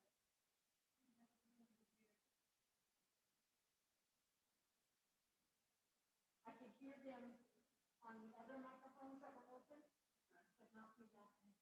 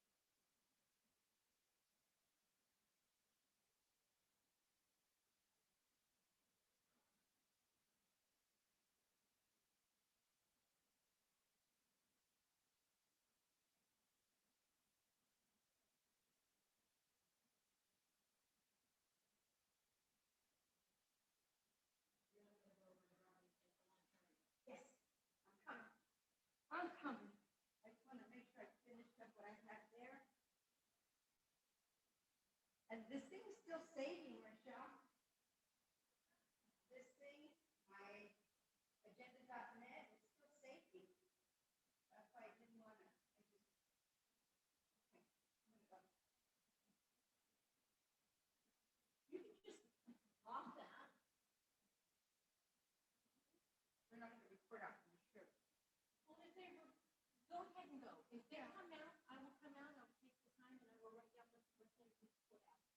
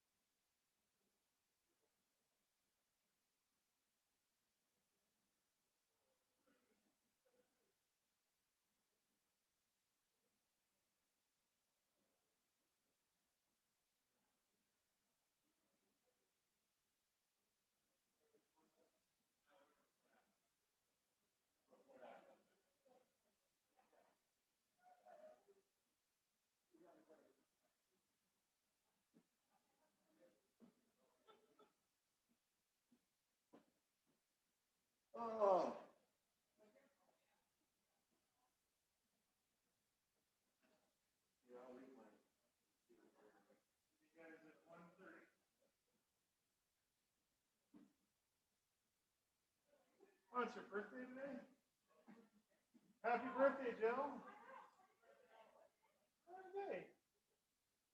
So is it like Kiwanis where like I'm supposed to steal the bell? Is that like Kiwanis? Is that a thing? Is that funny and not felony? I'm always worried that it'll be a felony. So I'm going for comedy, not felony. All right. Well, you guys So better. am I a moderator? I don't know. I think so. There's a little reason. I thought I'd be your problem child. Oh, no. I'm so happy that I'm not your problem child. Definitely some extreme views. Reason. Good to see you, man. Oh, it's always a pleasure. All right.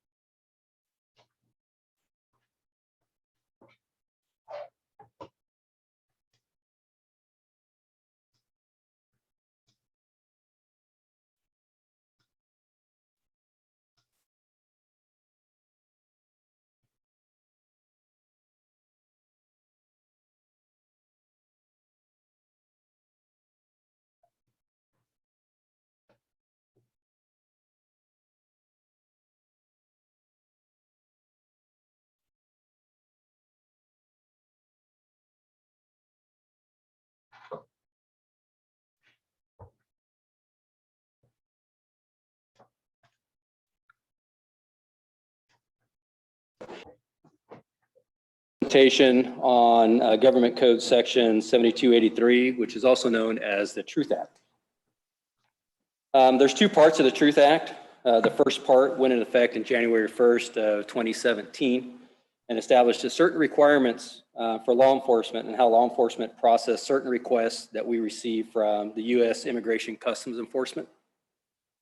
The second part of the Truth Act went into effect in January 1st of 2018. It requires that local law enforcement conduct community forums on an annual basis, which that's why I'm here today in front of the Board of Supervisors, talk about what our compliance was with the Truth Act over the last year for the year 2020. Part of the Truth Act, if ICE requests or seeks access to persons that are detained in custody at the local law enforcement jurisdiction or the Sheriff's Department, they must make their request in writing. In turn, we're mandated to notify the person that they're asking to see in our facility and let them know that the request was made by immigration. And that also complies with Government Code 7283.1. The Truth Act also mandates that we track all records related to ICE, access and communications with ICE, which are a public record under the Public Records Act. So there's 4 ways that ICE may seek access to a person in local custody on local charges. The first one is an interview. They have to seek in writing. What they'll do is they'll submit in writing at the Sheriff's Department, at the jail facility, that they want to interview somebody that's in our custody. When we receive that, then we have to notify that person. The second one is ICE may request a release date for a person that's in our local custody, and then they'll want to know the schedule. Again, this request must be in writing and the inmate must be informed of the request. Now, SB 54, which is the California Values Act, that went in effect on January 1st, 2018, impacted when we can provide a release date to ICE. We can now only provide a release date to ICE if an inmate has certain criminal history. That criteria is pretty long, so I won't go over all of it, but it's covered under Government Code 7282.5 and also 7284.6 AC, which will explain those. Most of them are all violent crimes. Or they will request an ICE hold. What they'll do is they'll submit a form, which is a Department of Homeland Security Form I-274A. Now, SB 54 prohibits us from honoring a hold based on a detainer. We can now only honor a hold from ICE based on a judicial warrant, based on probable cause, and that warrant has to be signed by a magistrate. And then the other one is a transfer of custody. So ICE may request that the facility facilitate transfer of custody of a local custody to the custody of ICE. Now, again, SB 54 now requires that we can help facilitate that transfer, but again, it's very specific to the same criminal history that was on the release date. So we won't go into a lot of it. In the year 2020, we received 0 requests from ICE for interviews. We received 2 release date requests from ICE, and then we also received 10 DHS forms, I-274A from ICE. From those, the 3 detainers were not honored. 7 of the subjects were already out of custody. There was 1 release notification that was conducted, and that was in compliance with SB 54 because it met the criteria that we can cooperate with ICE. So for 2020, that's kind of in a short run as far as our compliance with the Truth Act. So, do you have any questions? From the board? Through the chair, how many other ICE facilities are there in the state of California? We are the only one that I'm aware of for any county jail facility at this time. There are other dedicated ICE facilities, but I don't know the number of those. Great, thank you. A brief question. We have an annual contract with ICE, is that right? We do have a contract that's open-ended with ICE, yes. And it's not really predicated on how many people come through there, right? So the contract has, we have a contract for 150, to house 150 detainees, up to 150 detainees. So it doesn't matter if you have half of that, you still, the contract remains the same, right? That is correct. Yeah, okay. Any comments or questions from the public? Okay, I don't see any hands raised on Zoom or in the room. And I do not believe this is an action item, right? We're just supposed to receive the report. Is that correct, council? Okay, well, thank you very much. Thank you. So moving on to item 102, 2021. Mary, would you like to read the paragraph for the cost accounting hearing? Yes, if a party to a hearing before the Yuba County Board of Supervisors seeks to challenge in court a decision of the board pursuant to Yuba County Ordinance Code 1-16-070 and California Code of Civil Procedure 1094-6, any application for judicial review of such decision must be filed in the appropriate court not later than the 90th day following the date on which the board decision was made. Okay, item 102, 2021 is Community Development and Services Public Hearing, Cost Accounting Hearing to determine administrative and abatement costs and penalties to be assessed against property located at 2778 Ostrom Road, 2830 Plute Road, and 3836 Rancho Road, Marysville, California, and authorize a special tax assessment and abatement lien. I will open the public hearing, and then I believe we need to swear in those who might be giving testimony. Raise your right hand. Do you solemnly affirm under penalty of perjury that the testimony that you shall give in the matter now pending before the board shall be the whole truth and nothing but the truth? I do. Thank you. Great, thank you. Good afternoon, Chairman Bradford, members of the board. Jeremy Strang with Code Enforcement. Also present with me today are Officer Andrew Lester and Counsel Joe Larmer. So please accept my written staff report today as a portion of my testimony. I believe that the staff report contains the information necessary for you to make your decision today. As you know, I generally prepare a PowerPoint presentation to illustrate the violations and highlight factors of the case. And I'm going to go ahead and share the screen now. We'll get that up.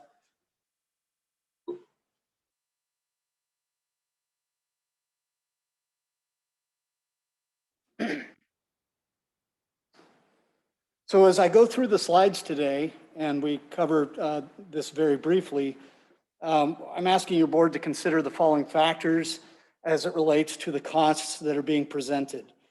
Those are the danger to public health, safety, and welfare, the culpability of the folks involved, the willfulness of the violation, the effect of the violation on surrounding properties, the reasonableness of corrective action, recidivism, and credibility of testimony.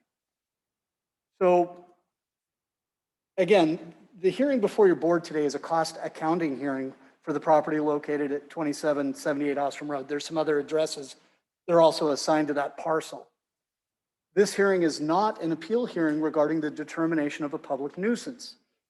Because an appeal was not timely filed, that determination is final, and any questions related to the nuisance cannot be considered. So essentially today, you're limited to three things. First, are the costs and penalties reflected in the cost accounting, which is part of your packet today, accurate and reasonable? Second, should the administrative and abatement costs be placed on the property tax bill as a special assessment? And then last is, should an abatement lien for all costs, including penalties, be recorded? So the important dates, as I go through these are the things that happened that caused us to be here. In essence, there were well over 180 entries into the case. These are the important ones. On August 29th, 2019, staff issued a notice in order to abate public nuisance. On September 13th, 2019, the appeal period expired. No appeal had been received. September 28th, 2019, the administrative penalty commenced. And then the administrative penalty, we ceased it on March 29th and performed the abatement between March 30 and June 22nd. So there was a lot here. It took us quite a while to get through everything that was on the property. So with that, The order cited a partially collapsed commercial building and an unsafe dwelling that was attached. This is a general picture from the right-of-way of what that building looked like. You can see the building's condition. If you look pretty much in the center of your screen, you'll see like an air conditioning unit or some type of HVAC unit that is listing to one side. That's where the building was mostly collapsed. Here's another view looking at a different angle of the condition of this property. Once inside, this was representative of the partial collapse. You can see the area, the insulation. Something else the order cited was junk trash, debris, hazardous electrical. This is representative of the electrical that was observed during our inspection. Also, inoperable vehicles were cited. You can see several there that are in various states of disrepair. So again, after having not received an appeal and working with the property owner, we abated the nuisance. Code enforcement abated the nuisance. This is the result. This is another view of the result. And the cost accounting, what represents our time and the expenditures to get that property into a clean, non-nuisance state in the amount of $109,494.14. As you know, I generally prepare draft findings of fact, conclusions of law and order for your board that are consistent with my recommendation, which I have up in front of you. The findings are in your original packet. However, because this item, if you recall, was continued from the March 23rd hearing, I've modified our findings such that it talks about the request for continuance, your board granting that continuance, and that the hearing has been allowed today. So with that, I recommend that your board find that the administrative and abatement costs and penalties as exhibited in the cost accounting are accurate and reasonable. I recommend that you order that the administrative and abatement costs in the amount of $94,038.14 be placed as a special tax assessment on the property tax roll, and order that the full amount of administrative and abatement costs and penalties in the amount of $109,494.14 be recorded as a lien with the county recorder.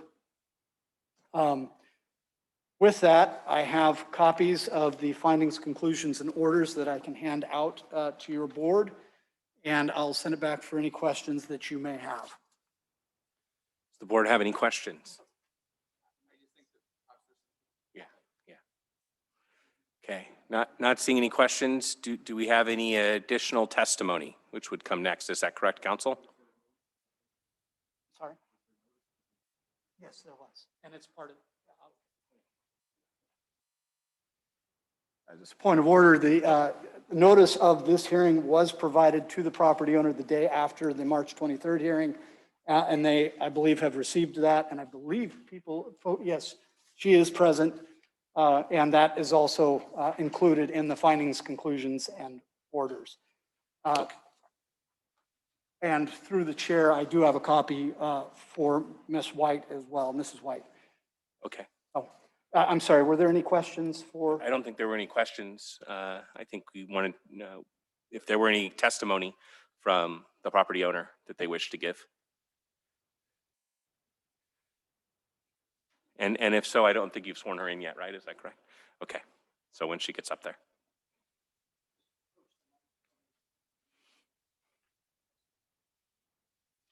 My name's Ann White, and I'm the property owner at 2830 Plute Road. Ma'am, you probably want to speak a little bit closer to the mic and as loudly as you can. And we're gonna swear you in real quick too.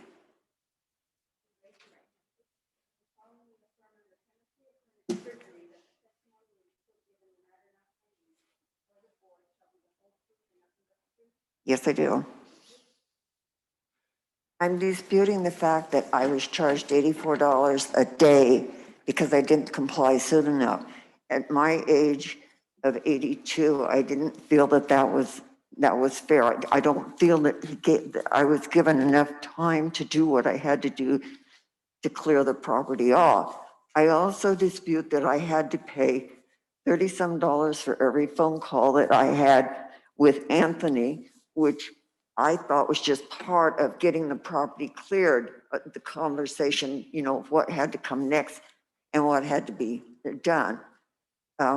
My brother, I think, wants to speak, but those two things I would like to dispute. I don't feel that it was fair to charge me that amount of money because I couldn't move fast enough. May I ask my brother to step forward? Sure, yes. We'll need to swear your brother in as well.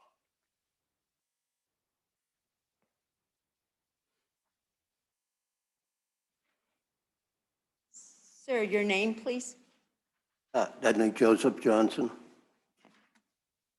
Do you solemnly affirm under penalty of perjury that the testimony that you shall give in the matter now pending before the board shall be the whole truth and nothing but the truth? I do. You. The question is, why does it take two of you gentlemen to come out and sit on the property to see what's going on instead of one? The next thing is, there was thefts out there that reported to the county Sheriff's Department. They refused to patrol the property for these thefts. But the last day I was moving stuff off that property, I had a county sheriff sitting on my back at the corner.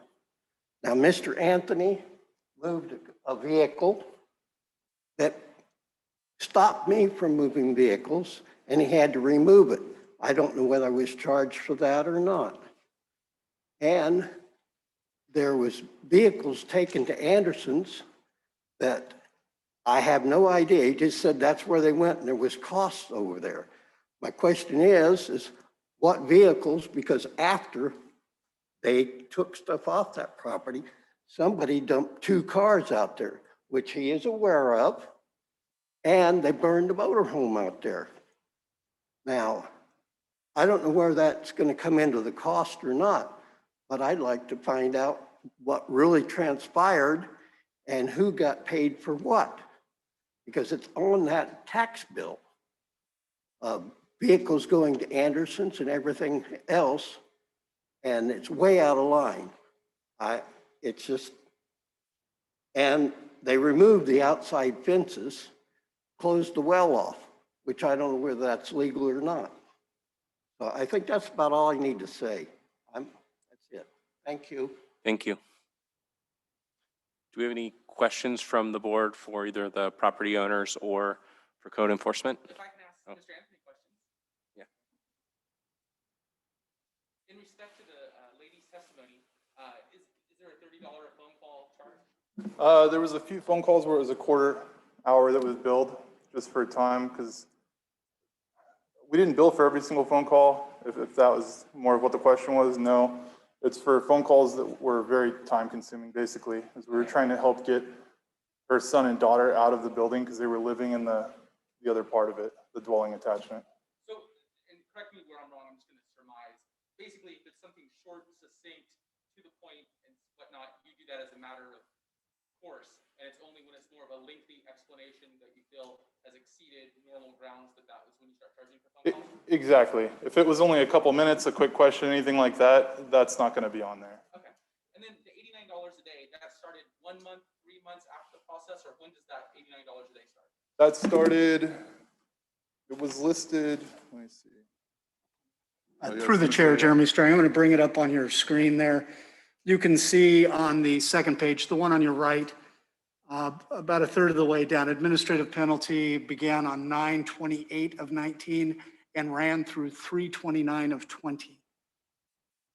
And the initial event occurred on 8/30, so that was about a month after the entire process started then? After the order was issued, yeah. Yes. And you have more questions? The process technically started before then, as far as informing them what needed to happen and everything. When does that start? How much time from the time when they're first noticed to when the $89 starts? What is that window? Let me start with this. Through the chair, Jeremy Strang again. So as a matter of practice, by ordinance, the administrative penalty begins to accrue on the date in which the order must be complied with. So if for this instance, and I don't have the order directly in front of me, it is part of the packet, and I apologize, my packet is not with me. If the compliance date was 9/28, that would be the reason it started on 9/28. There are instances where your board may see at a hearing such as this, that we've started the administrative penalty on a different day, or we've waived the penalty for a certain period of time based on many factors, whether or not we're able to actually do the work that needs to be done, or we're working with the property owner. And so in this instance, the initial order was due to be complied with on September 13th. And we did not start the penalty until September 28th. Okay, but she was contacted about the fact that this was unacceptable at what approximate date? When did encounter first begin? So this case is a very old case. If you're familiar with the property, it's the old Joe's Hideaway. It's on the corner of 65 and Ostrom Road, essentially. The current case started in 2014 when we started getting complaints. So when she said that the window to take care of it was too short for her, the window was 5 years? The window was 5 years. Okay. Yes. Okay, thank you. Mhm. Are there additional questions from the board at this point? Okay. So then if we can get that other slide up with the recommendations, I'll entertain a motion.